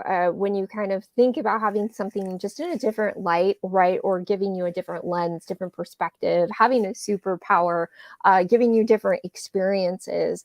Again, it just kind of makes us, I think, more well-rounded people. And the nice thing is, we can also find, like, inside our community, there's always pockets of people who are like, "Oh, me too," like, "Hey," that kind of thing. No, So I it's just think about that's making money for me. That's all it's about. okay. There you And go. completely, I'll be very honest. It gives me a different viewpoint, and I take every opportunity where I view it as an opportunity, not as a lack of, because there's plenty of lack Sure. of opportunities for me, without a doubt, without a doubt. I cannot compete and run around a con the same way somebody else can. But I also say, cool, I now need to think about how I want to get what I want, and I approach things very differently. I approach them more methodically, and it has served me very well at conventions where I budget accordingly, Yeah. and because I have a battle plan, I start at one side of the con and I work the other way where I go from high ticket item down to low ticket item versus low ticket item To up to hide. high ticket Yeah. item. Because when you do it the other way, by the time you get to the low ticket items, you start realizing, oh snap, I have less and less money, and you Mm, start becoming more and more picky on got it. everything. And I also realized that the low ticket items are at the exit of the con and not at Sure. the other side purposely because Yep. they want you. It's kind of like milk and bread are at the end of a supermarket for a reason. Right. So now, if you approach it the opposite way because of my disability, you all of a sudden, I wind up spending less and less money, but I wind up having less and less, I guess, fat, and I wind up with less Right. stupid shit at the end of Right. the con after 3 days. And it's crazy. And I'm like, oh man, I got an extra $200. Where did this come from? It's the Yeah. funniest thing. And then I'm like, cool. And then it goes into a fund for the next one. And now Right. Nice. instead of me having to save $1,000, I had to save $800. And then the same thing happens again. And so now Yeah. what's happening is that because I go from top down and not bottom up, there you go. But Nice. that's different Yeah, no, insight. that totally makes sense. That's a good strategy. Yeah, I never thought about that before. But again, nobody has to listen to me. Nobody has to listen to me. Everybody should do them. You do you.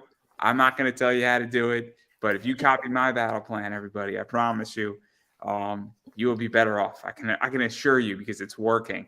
It's working very well. And then we need to talk about this too. Oh, yes, Rogue.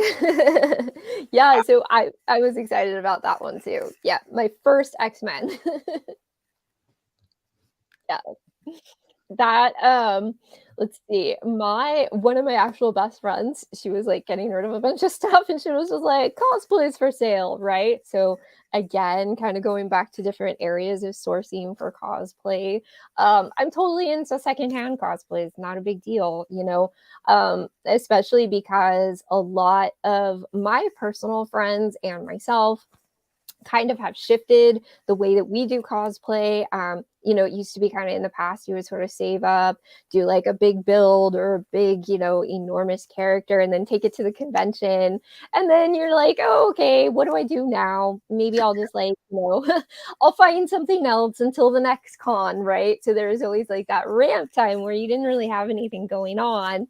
And so I started kind of seeing more and more people like, oh, if you do buy your cosplays, you actually have more content. You can post more, you create more characters, you have a lot more, things that you can actually kind of put out to the world.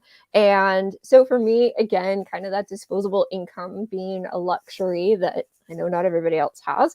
But that was something that I actually shifted to. And so in probably the past like 2 years, I was just kind of pumping out different characters wherever I could. Yes, still keeping true to my cosplay, like why, like finding characters that had that kind of connection. And so I was really excited when my friend was selling her Rogue cosplay because going back to like what I had said earlier in the show too, I really love the animated X-Men of the 90s. That was my jam. I would like wait and get home from school, like put it on, or it was Saturday morning and that was what I was doing. Hopefully didn't have a soccer game at the same time, or I'd like beg my dad to tape it.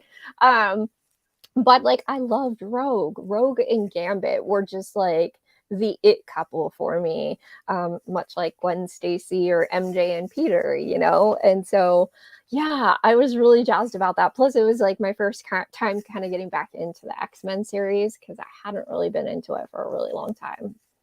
Yeah, and obviously Rogue right now is super hot. Totally. And super hot. Gambit's super hot. Obviously, a lot of variants are coming out. Yep. And all I know is that I have a Rogue X-Men card. That's my first exclusive for my store coming. It Nice. is not safe for work though, which is going to be awesome. Everybody's going to be like, "Oh, it's going to be great." They're starting at $40 a pop. Nice. That's awesome. There's only 25 of them in the world. That's why. Wow. If they Okay. might even be more now that I think about it, now that I'm going to sell them. I'm going to make a small little fortune on that trading card. Done by Greg Bo Watson of all people. And I think it's his logo on his fan page, the Safe for Work version, which is ludicrous. Ludicrous. Again. I was just first come, first serve on that. No That's cool. privilege. I know Greg Bo well enough. No privilege was played on that. I'm just super smart. And I know it's going to be a great card. And you all can hate me. And you are going to want it. There's 25 of them in the world. Right. So you all can hate me, but I know I'm going to make a fortune on that. I think those things are going to sell it really quickly on my eBay store. Totally. For sure. Oh, I think so. Tennis book trading cards, my baseball cards, and my comics. That's awesome. I hope it sells out. I hope it sells out in like a week because that'd be the best thing ever. I'd be like, I'm sorry, I have none left. Like, yeah, sorry, my bad, right? Yeah. But I like Rogue right now a lot. So I want to throw that one up there. And then I do want to mention DC really quickly. Yeah. Because I'm a Starfire fan. Yay. More Starfire. Raven. More Yes. Raven. Same Raven. And I have a DC Presents number 26 graded. That's awesome. Yeah, no, I 7.5 though, so it's not a 9, but it's still a high enough grade, and that book has appreciated nicely.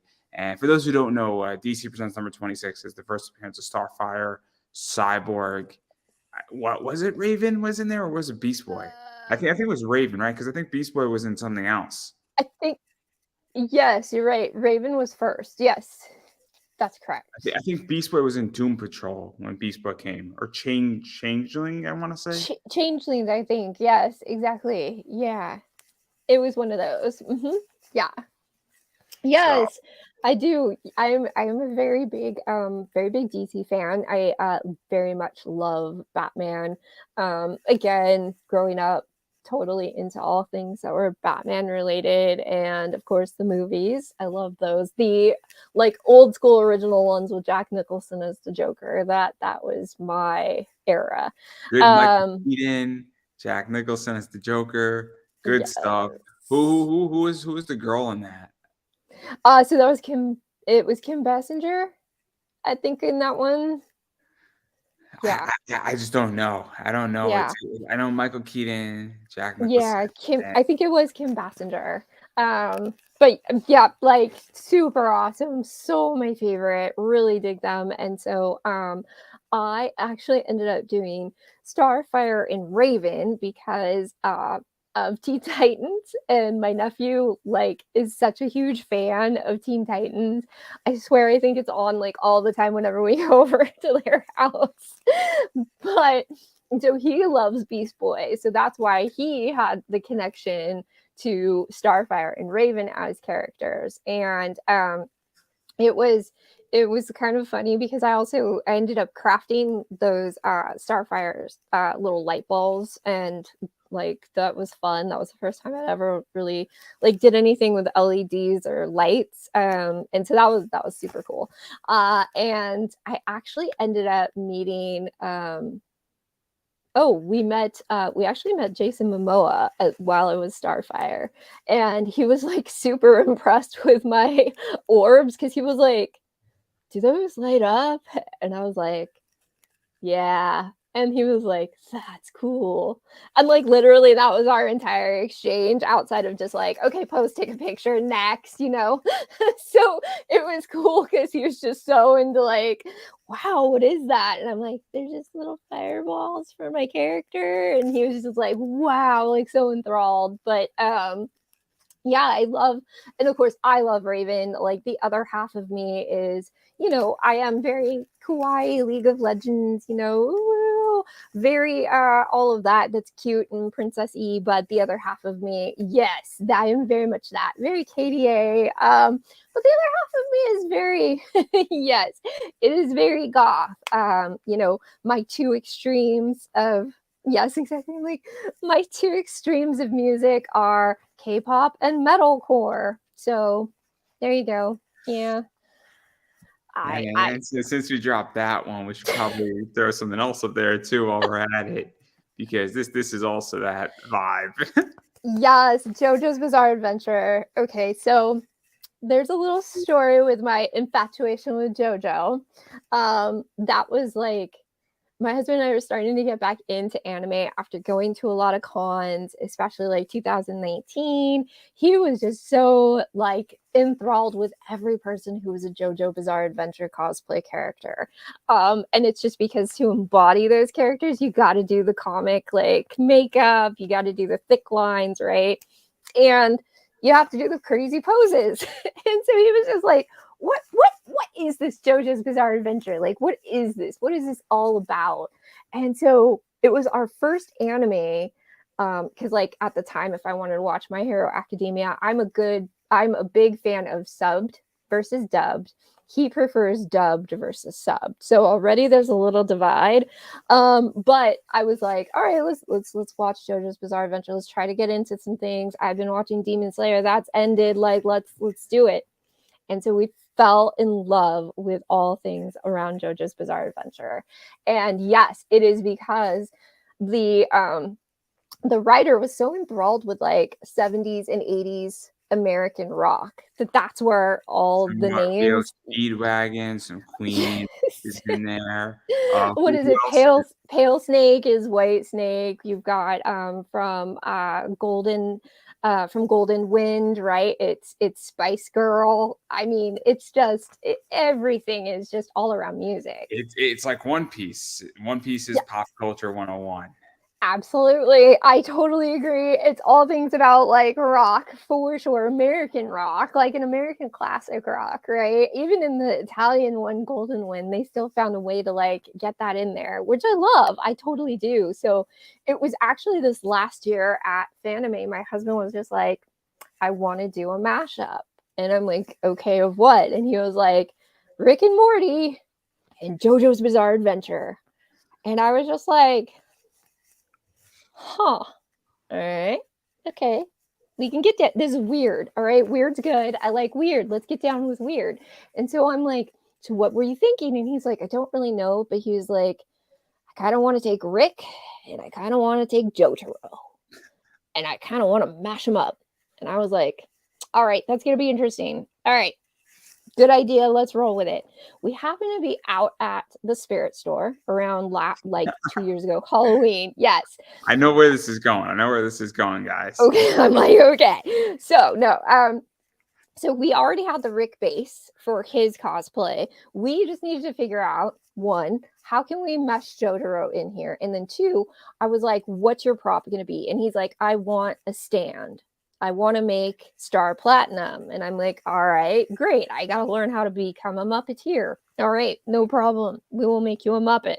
So we ended up finding a plastic mask of Morty that was just like, super cheap, painted, rubber band kind of elastic thing on the back of the head, right? So I was like, all right, let's get that. Let's use that as the base. And my husband was like, oh my God, I've got it. I'm going to make the mashup.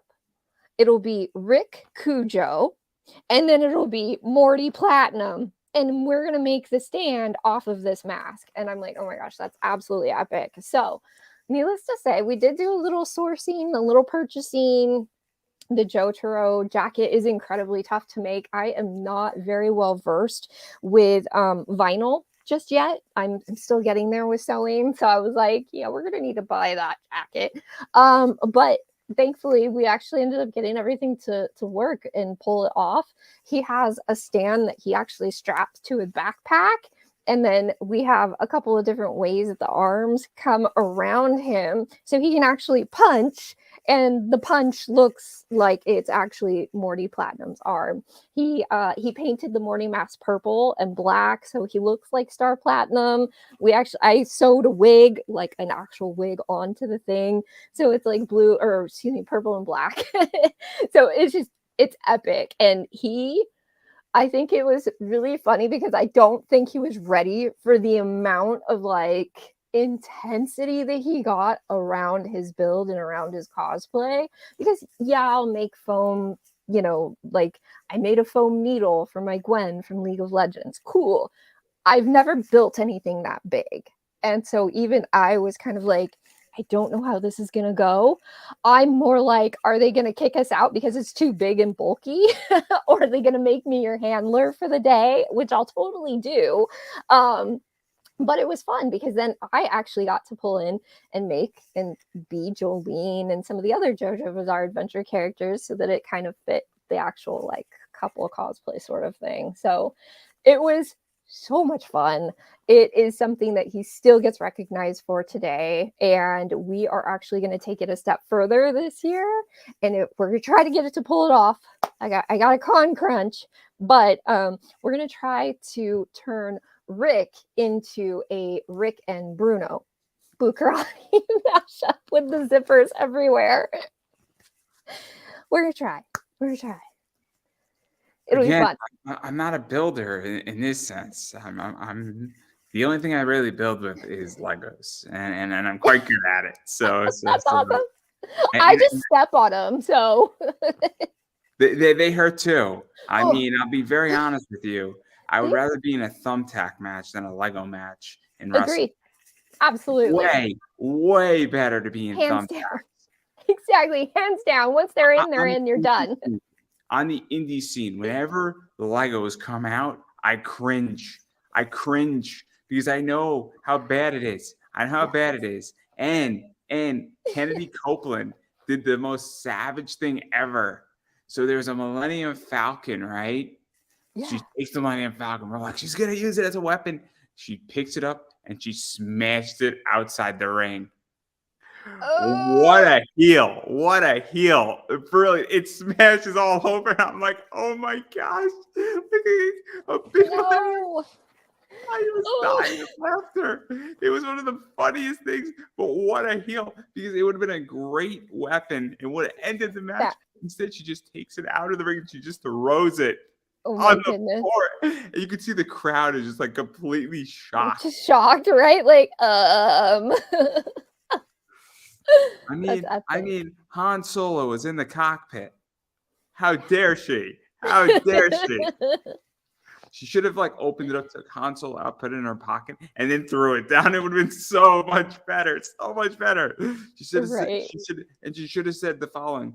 He already died in The Force Awakens. He doesn't need to die again. Again. Oh, TikTok That of the year. TikTok of the year. I love that. Oh my god, that would be so amazing. Yes, I totally agree. In the middle of a wrestling match, oh, TikTok of the year, hands down. It's almost as Easily. good as Brother Greatness, almost as good Oh. as him. So Brother Greatness, he comes out, he's like Mhm. running a religion, right? It's Yeah. great. So he comes up with a collection basket at this wrestling event.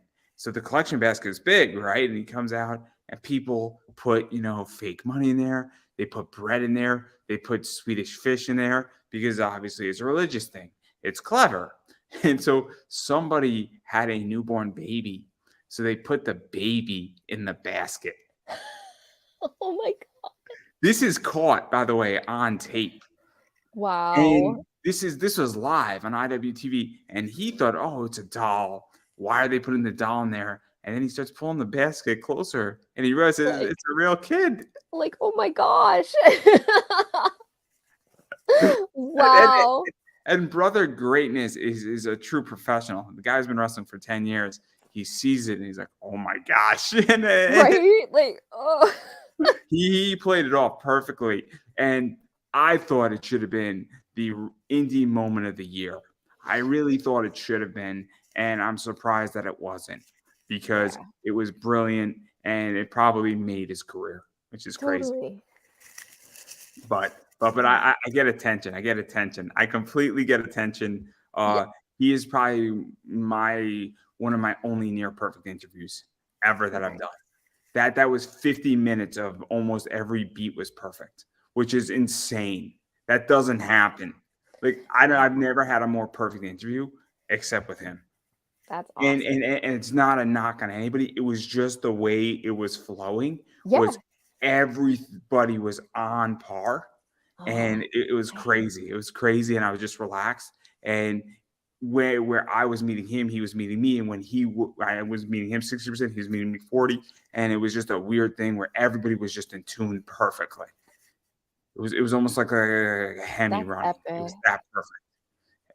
I can't Yeah. explain it, but like that is the ultimate thing when something is just perfectly Mhm. working. Epic. Yeah. Almost as good as my That's Wilfredo story. amazing. It's almost as good. It's almost as Oh. good as my Wilfredo story. That's all I'm gonna say. Oh, okay. No, if you're a Batman fan, he's Terry McGinnis, Yeah, Batman Beyond. I know. That's why I was like, "Wait a minute, you're just gonna kinda end that with a cliffhanger?" Like, "Ah, okay, we'll talk about that another time." So this is the basic story is that Dan Jurgens wrote Batman Beyond, Yeah, and I was in DC. I used to live in DC, and Dan was lecturing okay. at the Library of Congress with Paul Levitz, talking about 80 years of Superman. So I'm the Wow. guy, and Paul Levitz was a professor of mine in college. And so I'm the guy who said, "Hey, professor, how are you?" Asking a question in the Library of Congress, talking about 80 years of Superman and saying, as this was going on and Death of Superman was going on, also Nightfall was going on. And what was that like? Because you have the two most iconic characters going, Mhm. selling millions of books and millions of dollars, and you're running DC. Dan, you're in charge of, creating this doomsday story. And what is this like? Yeah. Because this is like DC at its top moment where you got the two biggest superheroes in DC running the show. It was a good question. And then I was speaking with Levitz after and Dan Jurgens, and they were going to be at AwesomeCon. Okay. I said to Dan, maybe you could throw a little stinger on my Batman Beyond book. And a little stinger is maybe a little bat symbol, Yeah, changes little getting graded. mhm. Adds maybe 10, 20, $30 worth of value to it. It's Right. cool. So instead, Dan just starts drawing, cool little sketch head of a Batman on a Batman Beyond book. I'm not going to Oh, tell Dan to stop. It's getting graded. CGC's witnessing it. And then Dan's handler said, "Yo, you're going to get Will Friedle plays Terry McGinnis to sign." I'm like, "Nah, I don't want to push it." He's like, "Wait right here." And I'm brought backstage behind everything. And Will Friedle's line stops and he signs it. Will Friedle, I am Batman, dot, dot, dot, dot, dot. CGC's witnessing the whole thing. The handler's witnessing it. And I have wow. the signature. Got to speak to Will Friedle for like 2 minutes. Super cool moment. That's amazing. Very cool. Holy cow. It's one of those things where people know how to be adults in the room sometimes. And I'm Yeah, on crutches. Meanwhile, I'm walking. I said, I'm not going to push my luck, man. I'm more right. than happy about the sketch. I'm more than happy about this. I'm more than happy that it's getting graded. If he didn't Right. Yeah. sketch something on it, would have been fine if Dan didn't want to sketch something on it. And I wasn't going to push it. I wasn't going to push my luck. I was happy with what I got. And Yeah. that's just one of those things. And it's a cool book. It's not for sale because the story is worth more. And this is, Yes. I said this last night on a show, and then I'll say it again. At some point, I will start the 15-minute Your Favorite Comic Book Story Oh, podcast. It's 15 minutes, and that's all it is that it's maybe 5 questions about your favorite moment in comic. And every week, it's going to be somebody else. It's going to be maybe, a very, very easy show to produce, a lot of fun, that's cool. and Yeah, I think it'll do wonders. I think it'll actually make money. I I really, agree. I I think, think, yeah, you're on to something. That's super cool. I but love it. that's my whole thing. But I digress because I do want to talk about this too. Oh, Tekken. Yes. So, I fell into the world of Genshin Impact. Absolutely. I think everybody did when I all the know waifus came out. I know nothing about this show. I know nothing about it. Okay, so it's that. Oh, so it's a game, online game. It's very cool. You can have like you can go on quests with people. It's super interactive. You can just I personally just veg out on the weekend and just go power my people up and look for new characters to go partner with throughout the world. Um, but you I'm not a gamer. That's the problem. yeah, see that's my other thing. When I'm not building things or sewing things, I really just kind of like to veg out to pretty much mostly like League of Legends, Genshin Impact, I'm like the and worst. I'm the oh, and worst. any I like I really but I'm like terrible too because I like to play a lot of like Sunhaven and Stardew Valley and Animal Crossing. Like here, just take care of a Animal farm for Crossing like is shit. I okay. love Animal Crossing. That Tom Nook is like my hero. Oh my god. Oh look, he's such a dick. He's my hero. I mean, I want to be exactly like him. I want to have twins working for me who are my kids running my show, and then I want to go into real estate. It's gonna be great.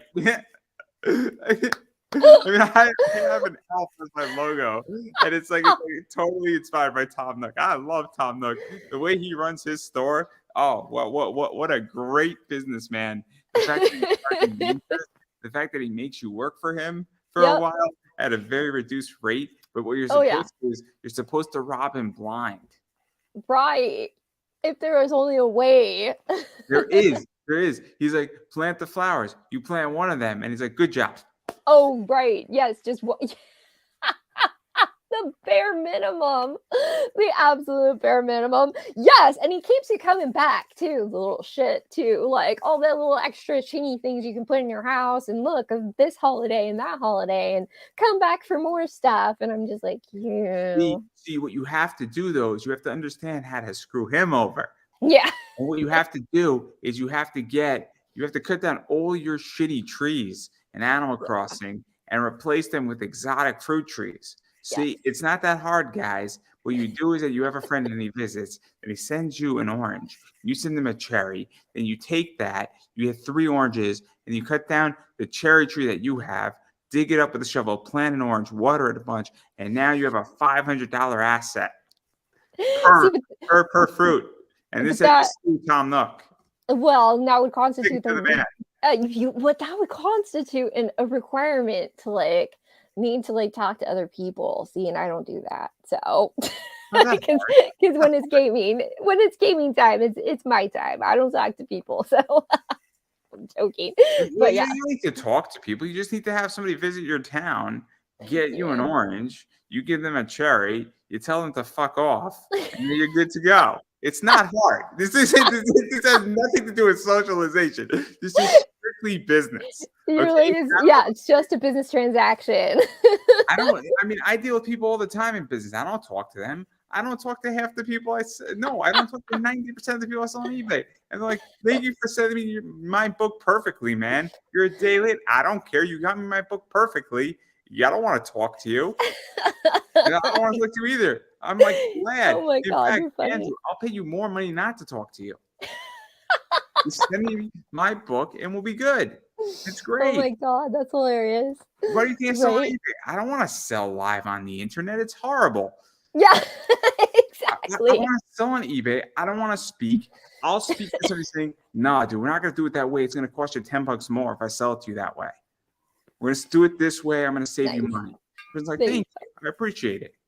there you go. I like it. That's my interaction with people. It's strictly business. This has nothing to do with socialization. I don't care. You need a peach or a cherry. I need an orange. Great. I'll give you 2 cherries. You give me 2 oranges. We're good to go. Nice. This is I about like it. making money. It's not about socialization.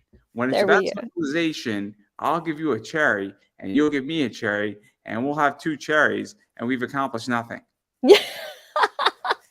But we had a good time. But we had a great time, exactly, and we socialized, and yeah, exactly. That's awesome. But I'm not a gamer. It's terrible. The last game I played was Cyberpunk 2077, and I That's didn't a even good get game. past the 4th mission. Instead, after the 4th mission, before Jackie dies, sorry guys, spoiler alert, Spoiler. I couldn't do it. Right? I got all these weapons and all this ammunition in the game, and then I just decided to do every side quest in a beat up, shitty cyberpunk-esque car. Nice. Driving around. I legitimately found every area in that game, and I'm not Yeah. even past Jackie dying.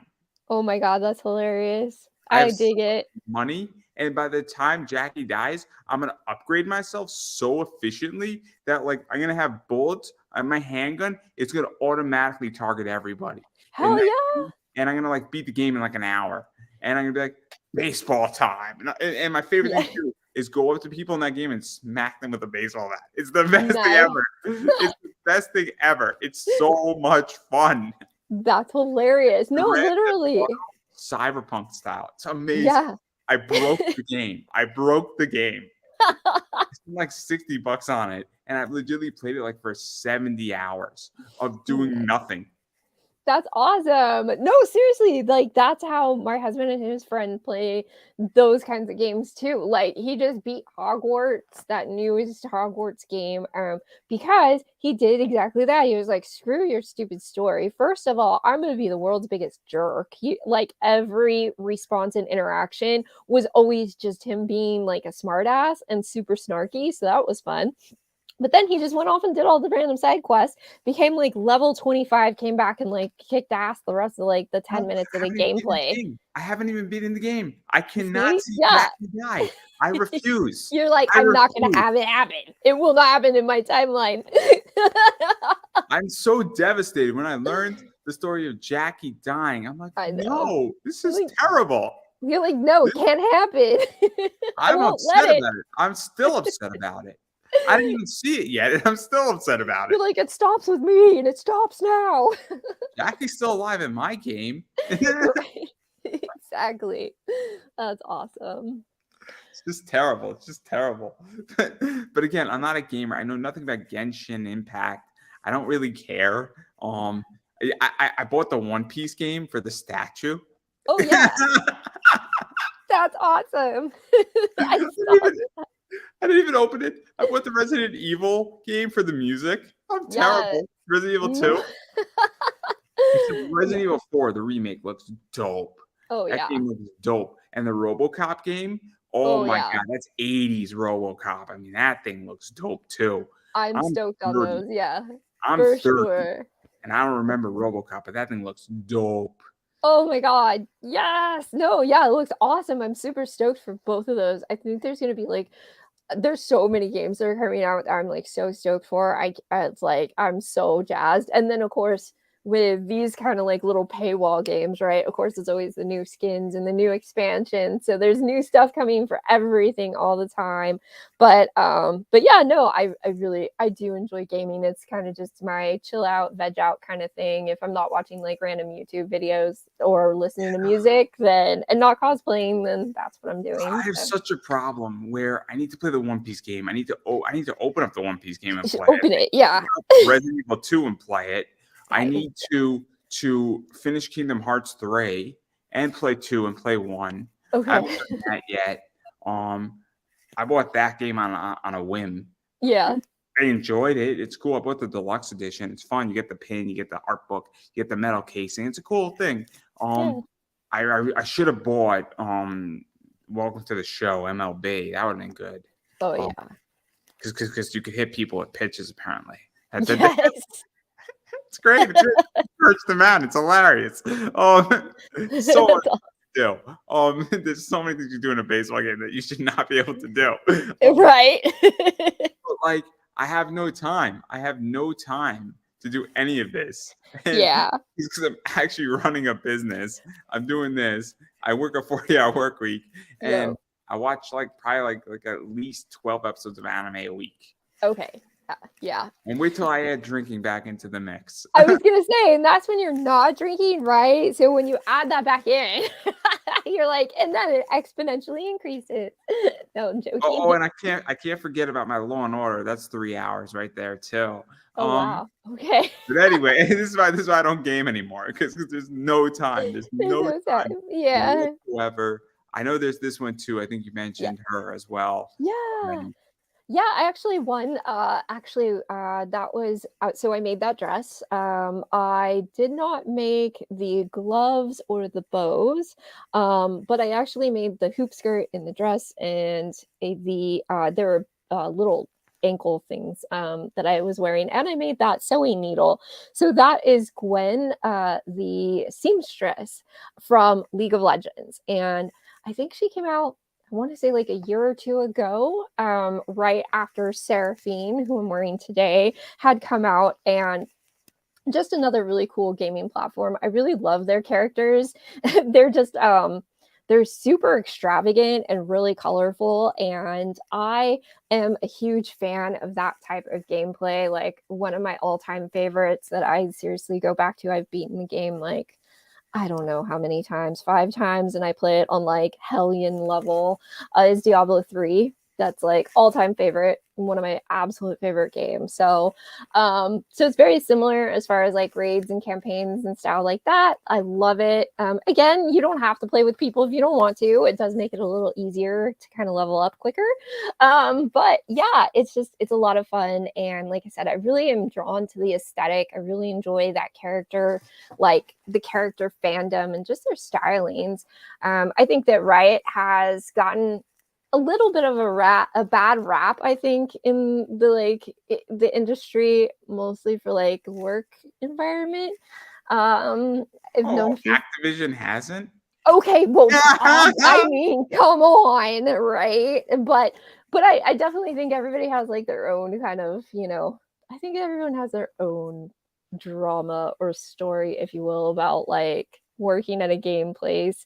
Um, but yeah, I am a fan of their music series as well.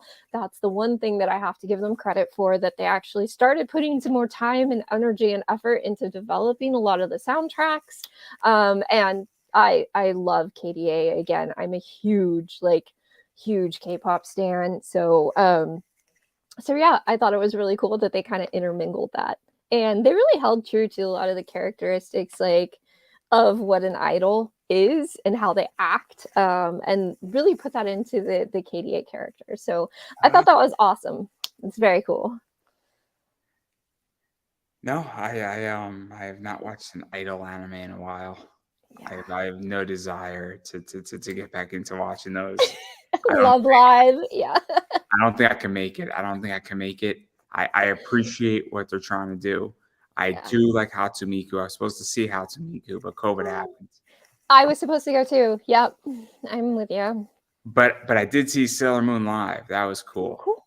That's super cool. Yeah, they did something similar with League of Legends. They actually had like a whole orchestra kind of traveling show. That would have been so cool. It came to San Francisco and it was just work time for me, so I wasn't able to go. But I've heard some of I the made other it. ones. I made it a priority to go to Sailor Moon live. I made it a Nice. priority. It That's was good. awesome. It was awesome. That's It awesome. was really cool. It was That's really so cool. great. I felt a little weird because I was definitely the minority, the guy in there. I'm pretty sure when I say something that's somewhat offensive, I'm pretty sure half the women in that audience thought I was gay. So Oh, I'm pretty sure of that. With my mom, of all people, I'm pretty sure of it. Being a 28-year-old, it was. But I was perfectly happy because I was drinking my yeah. nice beer and I was watching Sailor Moon Nice. live, and Yeah. fascinating. So interesting. Definitely enjoyed it. And it was good. It was good. It was enjoyable. That's awesome. It's That is definitely so worth like great. $120 ticket price.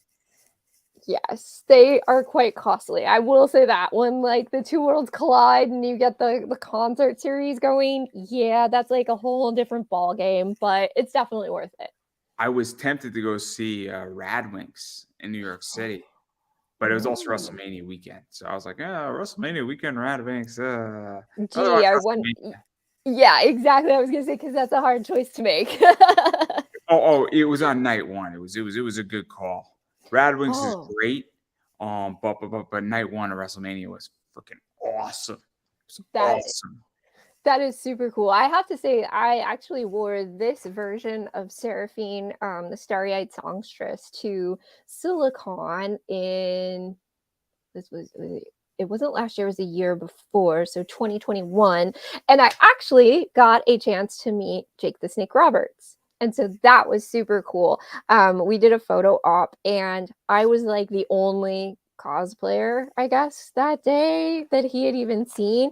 And he got super excited. And so he was like, "Oh my gosh, your costume's so great. Like, I love this. Like, who are you?" Like, and they were kind of like, "Okay, your time's up, get out, right? Like, carry on." And so he was like, "After, come back to my table, I'll sign your photo." And I was like, "No, no, it's okay. Like, I didn't pay for that. It's totally okay. I don't want to take your time." He was like, "No, I'm asking you to come back by." And I was like, "Oh, okay." So then we took like actual like personal pictures together. It was such a genuine salt of the earth kind of guy. He was like so excited that like my husband and I grew up on like Hulkamania. We loved, again, we're older, on the older age, but we grew up with Rowdy Piper, in the barber shop, and like Ultimate Warrior and all of that stuff. So it was just like, "Oh, you're amazing." And he's still ginormous. So that was amusing. And I was just like, "Hello, giant sir." So, but yeah, no, that was my one cool thing. Yeah, see, none of this happens. None of this happens to me. None of this happens when I go to cons. I'm just happy I pay. I'm perfectly happy, and then I live Totally. stream, and then it's all good. But I meet a lot of interesting people, For and sure. I did get to interview the Bushwhackers. So Oh, that's awesome. They're so cool. I was just in the right place at the right time. I was drinking a twisted tea, threw out something to somebody as that something, and I was like, "Yeah, why don't you come on?" And he said, "I might have something for you, Andrew." And there you go. And it's just one of those things where it just happens. It just And happens, right? Yeah. I ask a lot of people, and you know what it is? It's just one of those things where you just keep on asking, and you hope for the best. And you Yeah. know, I like what do I have to lose? So it. there you go. That's the other thing, that's the other thing I've learned, honestly. Like, people ask me all the time, like, "Oh, I know you're older than me. Like, what's your advice?" And I'm like, first of all, just always be yourself. Don't really give a crap what other people say. And a lot of times, just asking. When it's one of those situations, like, what's the worst that could really happen? Go with the question, just ask, just see what happens, just put it out there, because a lot of times you're going to get a really positive response. So just try. There's usually no fee in trying. There's really no harm in it. So just go for it. Oh, it's crazy when shit. I just ask, and what I also figured out is that a good friend of mine, Raven Gregory, said, sometimes you just got to keep on asking. Yeah. So I've asked, and I tell the story. I've asked Eric Scott Kimmer and Dorothy Fawn, who are both voice actors. Yeah. And I asked them in 2017. I interviewed both of them relatively close to each other, and last year in 2022, I took me 4 years to circle back then, 4.5 years. And what wound up happening is that I noticed that they didn't just answer their Yeah. emails the first time, whether they didn't see it, whether I was brand new, whether I didn't have the clout, whatever it was. But guess what? If you circle back to somebody and you ask, you'd Then be surprised. People are in different positions at yeah. different times in their life. And also, sometimes in life, you have different clout, you have different positions. I'm a Different. Yep. interviewer now. I've been doing this for 10 years. So when I ask now, I'm like, hey, here's who's been on my show. Here's what I've done. And I've been doing this for 10 years. I'm not some kid coming out of the woodwork asking some generic Right. question. Yeah. definitely more conversational, and I definitely prep up and I know what I'm doing. And I also have the backbone. So that's where I'm at. But again, Nice. I'm still gonna fail. I mean, 50%, if not more, are gonna say no. Sure. I Yeah. have a very high rejection rate, but I also have a very high, quote unquote, I guess, succession rate because I just ask a Right. lot. If you Yeah. ask 1,000 people and you're going to get 70% no's, you're going to get 300 interviews. And yeah, exactly. But you still got a 70% rejection rate. But you ask so many people that you're going to get what you're going to get. And then that's kind of what happens. And Hmm. there's a reason why I do anywhere from 120 to 160 interviews a year, which is a lot. It's a That's a lot. lot, Yeah. a lot of interviews. And I know people who do a lot more than me, but 100's a lot. Right. No, definitely. That is a lot for sure. Not to brag. I'm not trying to brag. I'm just Oh saying, no. just saying that Yeah. if you ask, you should receive. Right. Very much. Very true. I agree with that. But enough about that. Let's talk about religion next. Oh God, nope. Nope. Nope. There are two things that are off topic, politics and religion. They're just too sensitive, too hot button topic. People get way too It's too easy. passionate. It's just too easy. It's just too easy. Too passionate. Too passionate. So yeah, I'll plead the My fifth. favorite joke. It's my favorite joke of all times. Is that whenever you talk about a controversial issue, you say, "Cool. Now that we got through that, let's talk about religion." And people are like, whoa, no. I just interviewed the guest before you. He has a book called Limbo, and basically Lucifer disappeared, and a former priest takes over hell. Is the Oh, point? okay. And in the book is about how everybody's trying to eye this new guy's thing, and like he's sitting in a bar and they're trying to figure out who's the next ruler, and like, oh, he's got big wigs and like he's drinking with all the demons. Oh, it's a great book. It's a great book because it's so satirical on That's the issue, and it's not religious. It's supposed to be a satirical it's question about nice. it, and they're like, he's just drinking with all the demons, and like he has big wings. He's a big guy. He's got horns, and he's just like sipping his beer. Oh, it's a great scene. It's like the opening panel is that. I'm just like, dude, that's brilliant. That's That's so awesome. brilliant in so many ways. But I That's digress. great. You should go back. J.D. Rosario's book, everybody. That's all I'm gonna say. And he did not pay me to say that. He will be paying me in May though. That's for certain because he will be buying ad spots on my show. But I digress. Enough about me getting you and me in trouble. Now that I got canceled, that's what happens on this show. People get canceled. It's happened. Actually, never. Now that I think about it, if anything, I've gotten people like uncanceled. Now that I think There about it, you go. Nice. I've actually gotten people some interesting deals. Somebody got a movie deal because of me. Hey, there you go. Which is ironic to me because I don't know anybody in Hollywood. So You're like, yeah, I don't know how that happened, but all right, run with it, right? kind of like when somebody tried to repossess my car. I'm like, you could take it, but you got to buy me one first. You don't have a Nice. car. Oh my God, that's funny. Wow. You're like, wait, there's a problem here. Yeah. Like, Yeah, go right ahead, man. Absolutely. that's But I hilarious. digress. I digress. I do want to back out of all this, and I am very curious. Mm. Before I give you a chance to self-promote, where do you see cosplay going? Because a lot has happened in the industry. I think gatekeeping has gotten massively torn down. Mhm. I'm very controversial on this topic where I think the top 50 cosplayers before COVID had a much stronger hold on cosplay and the community dictated a lot more. I really believe Yeah. that. And now I think they still have some pull, but I don't think they have as much pull as they had. I think they have like 25, if not 30% less pull than they Yeah. did, which is a big relinquish of power. Um, Mhm. and I think it's opened up the door for a lot of people who have 20,000 followers or even Agreed. 50,000 followers to actually have a say in this community and get a piece of the pie. And I Yeah. also think that there has been other avenues that some of these people have pursued. For lack Mhm. of a better word, I don't think I need to spell them out No. on what they are, but it's relevant to me and anybody who's in the Yeah. space knows what I'm talking about. That is also sort of due to the gatekeeping has pushed that way. So I am very curious where you see it going because I think it's Yeah. at a very pivotal point right now, and it's gonna either sort of do what it needs to do, or it's gonna go to hell, for lack of a better. Yeah.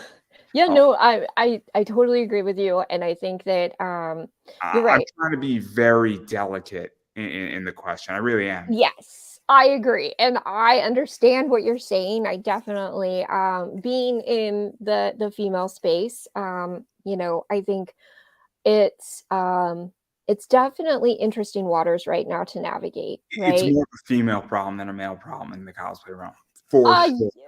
yes, I would agree. Only from I think just the number of users and content creators that are kind of out there and out in the open, right? With what they are doing, I think there might be more if you kind of keep it hush hush or behind closed doors, where there might be more males that are participating in those types of platforms. But um, I have It doesn't carry the same weight on the male side. You're right. You are very correct. It's not I think it's not as in your face, it's like the waifu culture, right?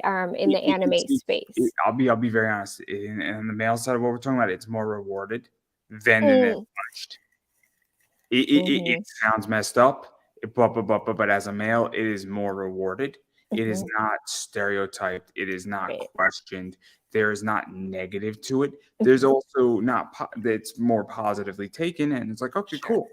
In which Yeah. that, but on the female side, you know, Mhm, questionable more. Also, there's a bunch of other yeah. stuff going on with it too. There's also more of the idea of, are you in it for the money comes up a Mhm, lot. And yeah. those are fair questions. Those are fair questions because Mhm, when somebody's making 500,000 on what they're doing, and yeah, right. it's definitely, in my opinion, and it's just what I think. It raises a question on what is cosplay and what isn't, because I don't know, because that line has become blurred. Mhm. I agree. And I think that I would probably only be able to bring like my own myopic lens if I was to like truly just answer the question personally.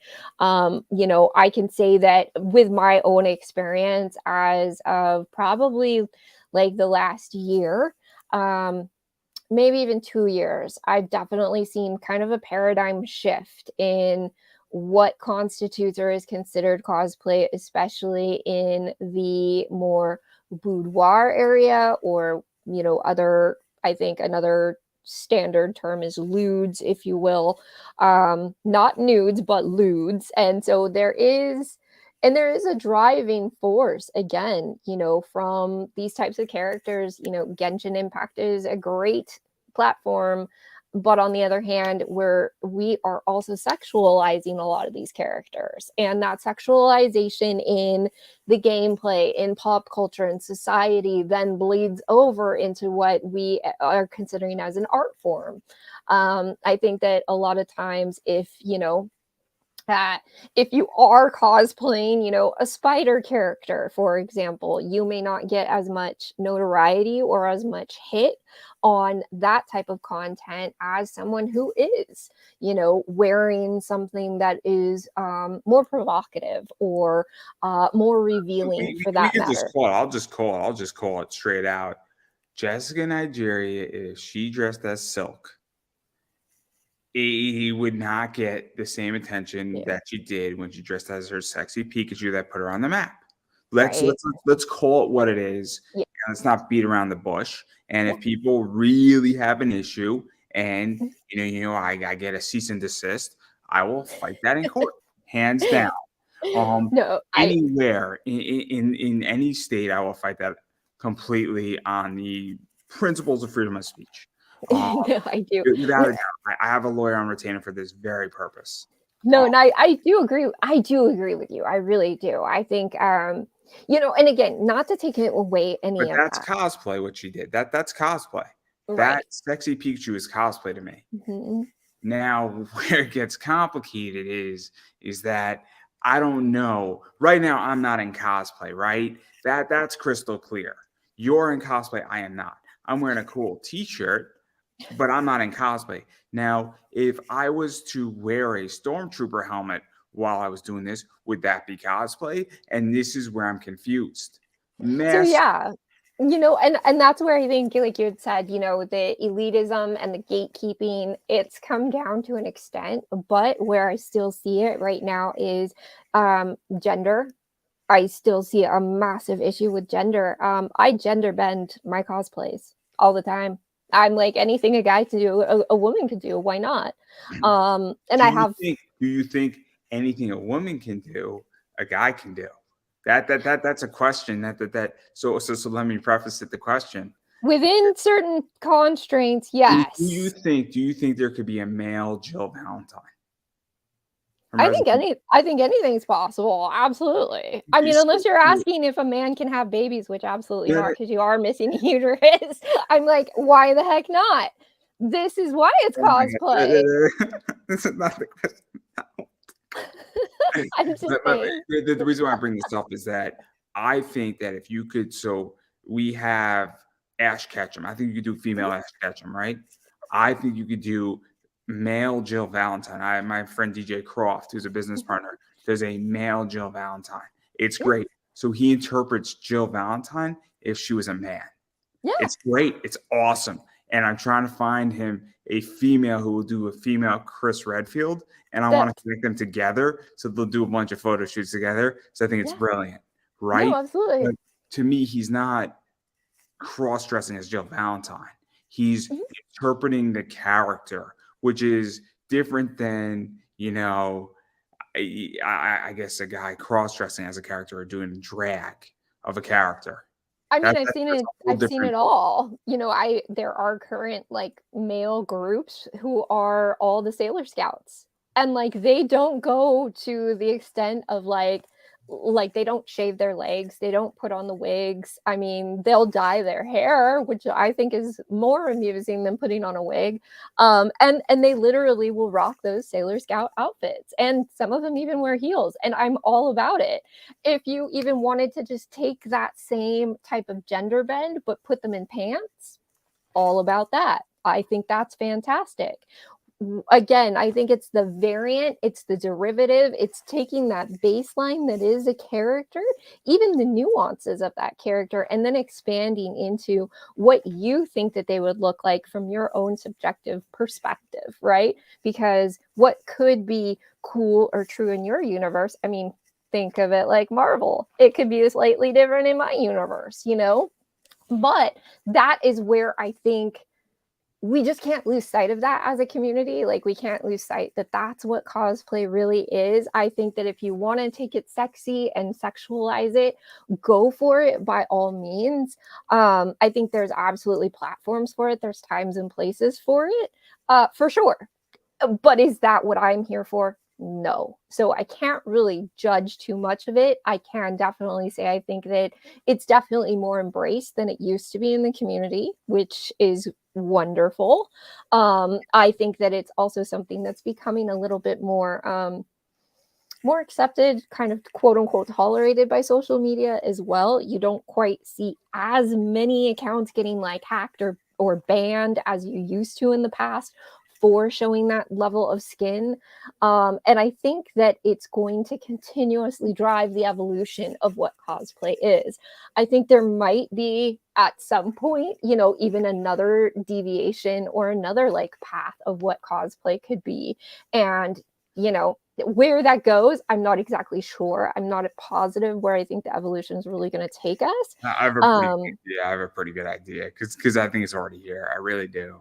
mm, I have a pretty good idea where it's going to end up, and then there's a fork in the road that's coming, and it's there. And no, you cannot take the fork, but you can leave a spoon. You can leave a spoon. I promise. But I have a pretty good idea where it's going. So, but hey, look, I'm not going to stop it. I'm a libertarian. I'm very there you go. libertarian, and I'm a free market guy. and Yep. I think the free market will solve it. I also think I know how it's going to solve it. I really do. Mhm. But I'm going to let it play out. Is my point. Yeah. Well, I'm just excited to be here. For me, my own personal gains out of all of this is just really honing my craftsmanship, right? I think that it's kind of stages for me. So definitely honing my craftsmanship. I've made a crap ton of friends that I don't think I ever would have made. I'd absolutely never would have made them. I think that the other thing is it's definitely something that's a stress reliever for me. I'm in such a chaotic, high tech, go, go, go world where I work 14, mostly 15 hours a day. I work on a global team, so I'm up at 6:30 in the morning working, and then I'm staying online until 7 or 8 at night, working because that's just the dynamic that I'm in. I can't knock it because it funds my cosplay, but unfortunately, I think that it has definitely restricted me. That plus my health issues. Even out of like up until like a month ago, I was just kind of falling apart. And thankfully, I think that, but unfortunately, it's definitely put those stakes in my ground where I can't really take it to the next level as much as I would like to, unless I actually stepped away from something else. And unfortunately, I don't really have anything else to step away from in my life, unless it would be work. But it's just not one of those things where I'm confident to like make this my money maker, if you will. And on the other side of it, I also feel like there is an enormous amount of pressure to basically disrobe. And that's not something that I plan on doing in the It's past. also, you brought up a really good point. I was speaking with my guest before you, and we said this. And I'm a huge Grant Cardone fan. I like him. Right. My one criticism of him is that he says the 401k is a scam. The 401k is not a scam. Oh, absolutely not. I get why he's making that argument because he has a product that he doesn't want you to put your money into Mm, 401k. He wants you to put it into what he's doing. And look, mm. you'll probably make some money with him, but whether you make all the money with him or not, that's up for debate. And he teaches some good stuff, but I would not put any money from my 401k to Grant Cardone. Yeah. I would love to actively debate him on it on a stage. I think it'd be great. I think it would be fun for me. And oh man, I would destroy him. I would destroy him. I would make the Jordan Belfort fight look like a freaking the preliminaries on a UFC bout. It'd be great. It'd be great. It'd be so much fun. But yeah, you brought up a really good point where I think a lot of people unfortunately want to chase the glory and they don't Mhm. want to chase what works economically. Yeah. And if Yeah. that means you can't bring your Yeah. cosplay to the next level, but you Yeah. have a job, you have a paycheck, and you have a 401k, and when you hit 62, 65, you have a bunch of money in your 401k and you're living comfortably and you don't have to worry about money. I mean, you always have to worry about money, but there's a Mhm. difference between worrying about, boy, do I want to go on vacation in August or should we go in September versus saying, oh my God, how are we going to make the rent this Yep. month? Those are Exactly. two different worries about money completely. For You know, sure. worrying about can we do this vacation this year or next year, or are we going to be kicked out of our house or miss our Hmm. first payment, or how are we going to make our taxes? Those are two different worries, and Yeah. that's what is so important that you just brought up. Where Yeah. I hate to say it, but you could be the next cosplay superstar or you could fail miserably. Oh It is yeah. a crapshoot by definition. There's a reason why I have a day job with this. Yeah. I have a side business, and I'm not about to quit my day job anytime soon because I have healthcare 401k and it's a That's base it. cost. And That's that's what it. I think people don't understand is that a base cost allows you to do other options.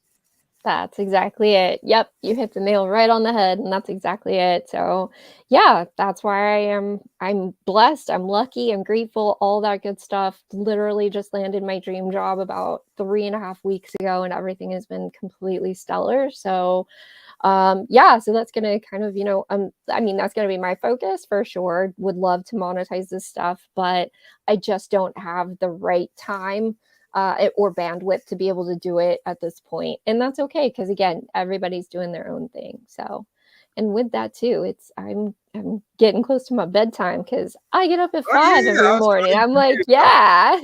I was gonna let you just self-promote yourself, For obviously. sure. Where could people Um, find you, follow oh, you, yes. look you up on social media, all that fun Oh, stuff, yes. because it's Lovely. important. It's so important right now. For sure. No, thank you for that. Yes, absolutely. So, yes, on social media, I am on Instagram. I am also on TikTok. My handles on both are fabulously.nerdy. If you enjoy really horrible dad jokes or cosplay transitions for that matter, by all means, definitely stop by my TikTok. And Instagram, I do try my best to post on there a few times a week, especially like Monday, Wednesday, Friday, try to do a little theme to each one. So if you're around, definitely pop on by and hang out. We'll see where the next social media platform takes us to, if especially if TikTok gets banned. So Not getting banned. That's ridiculous. That's not getting banned anytime soon.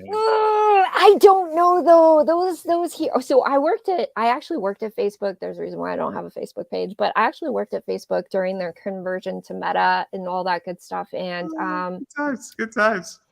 yes, being actually part of like, hey, by the way, we need everything that's in your email. And I'm like, what? I'm just a contractor. I'm a consultant, man. They're like, yeah, no, we need it all. That was really interesting. And seeing some of the same questions that they had asked Zuckerberg that they asked of the CEO of TikTok, I was just like, I know where you're going, people. And I am kind of a nerd when it comes to data and security just because of the work that I do and the work I've done in the past, which has been systems analyst and developing software and security around that. And it is a little scary with some of where they have your information, but I'm like Oh, oh, at oh. this point, who doesn't? Okay. I've read the terms of service on TikTok. It's Oh crazy. yeah. It's It's crazy. legit crazy. It's so crazy. Like you can't even if you ask for like root files, they'll never give you the root files ever of any of your data ever. It's crazy. Weird. Honestly, at this point, on this point, I know how to monetize data strokes and things of that nature, and There you that's what go. everybody should be focusing on. That's what Yeah, everybody should be focusing on. I have a whole theory on this. I got a lot of shit in the comic community for AI art. I'm very pro AI art. I I'm agree. very pro AI, and people do not get it, and I get Oh, shit. And Chat GPT, I will tell you, is like corporations are like, please go use this and write all of your emails using Chat GPT. Like, if you're not on the AI train, you will potentially get left behind because even corporate America is migrating to that, and it is a steamroller. yeah. I mean, it's gonna get interesting. I have a friend and he teaches this stuff, and he just wrote a 3,000 word blog for 9 cents. Okay. All Now, right. now, I can go and take his blog and I could write. It'll take me an hour, so Mm-hmm. I could probably write a better blog than he can on certain things, and the way I teach financial stuff, Yeah. it's Well, whatever. I that's mean, true. I can destroy an AI pound for pound on certain things. But AI is an assistant. It's not the future. Yes, Yeah. agree. Yes. No, it's not going to take over our jobs. It will only help us get better, but it will definitely not, and it's not going to become Terminator because I've also worked on AGVs and autonomously guided vehicles. And no, that's not next either. Trust me. I know how to deal with AI very, very efficiently. If you wanted to, it's a whole thing. I have so many. I'm in That's investor awesome. space, so I know Yes. so much. See. I digress. The amount of things that I know are coming. Oh boy, Hmm. I love this space. But I'm also a big real estate REIT guy because I love REITs. Um, Nice. and I love non-reproducible assets like this. It's a Hmm. baseball card, guys. There's a reason why I play in See. certain spaces. But I digress. Obviously, you need to support people. You need to support cosplayers, and the way you do that is obviously following them on social media. If they have PayPal accounts, sending them money, helping them out, seeing them at cons, taking pictures, share out what they do. Engaging with them on social media goes a long way, guys. It goes a long way. You'd be surprised when Yeah, people engage with me and they like a tweet of mine. It makes me feel good. I would it does. imagine when somebody engages with you on Twitter or Instagram, wherever you're at, makes you feel pretty good too. You Heck know, yes. and when somebody's like, great cosplay, really enjoyed your cosplay. This is awesome. How'd you make it? They ask you a question. makes you feel good. And also Yes, when they follow you, they engage with you, they share out your stuff, all that stuff, it matters because it helps. It absolutely helps and it makes a difference as far as social mhm, media and everything you push out there. So I recommend everybody do that, and it's absolutely. free. It's free. Instagram's free, Yes, YouTube's free, Twitter's free, Facebook's free. All that stuff is free, and it's a huge difference. And it's just a click of a button, guys. It's a little hard on yeah, Instagram. It's not that hard. And so obviously, and you need to support them. You need to support people, and that's everything with that. And then as far as I'm concerned, I got a bunch of stuff going on. I got Buy Me a Coffee. I'm independent media. It's not necessary, but if you want to support me, I have that. And again, if you want media to continue and you want people to grow, you need to support independent media financially or even just liking it. I have social media. It's Pop Anime Comics on Twitter, Instagram, Facebook. And if you engage with me there, liking my Twitter, following me on Instagram, liking a post of mine, subscribing on YouTube. It's Pop Anime Comics. It's free. It goes a long absolutely. way when you subscribe on YouTube. It makes a huge difference to me. And also, if you watch it and you leave a comment, makes a huge difference. And I can promise you one thing about my YouTube channel: you will not get smarter. You might, but you will be entertained. I can assure you, you will be entertained with the 600 plus interviews on my YouTube channel. There's an interview for you somewhere there, and you never know who's coming on. You never know who's coming on, when they're coming on, and why they're going to be there. So if you subscribe, you will never miss an interview live or on replay. Um, and I also have my ad rates are up there. If you want to advertise on my show, anybody, they're up there. So definitely check that out. And that's pretty much everything I got. And I'm going to give you the final word. Oh, awesome. Well, thank you so much for your time. It's been such a pleasure getting the chance to chat with you, Andrew. You're such a great person. I'm so glad that we connected. If I hope that if you ever get the chance to come out to Northern California, you definitely hit me up. Even after I move and buy my house and all that good stuff, I'll still be in the Bay Area. So yeah, I would love to have you come up, maybe even around Memorial Day. We always have Fanime, which is the biggest convention for anime in the area. And so I'd love to host you. And I am looking forward to continuing our friendship. So thank you so much for this. Well, I'm going to take the compliment and I'm not going to trump that. I'm going to just quietly accept it. And Yes. then that is perfect. And that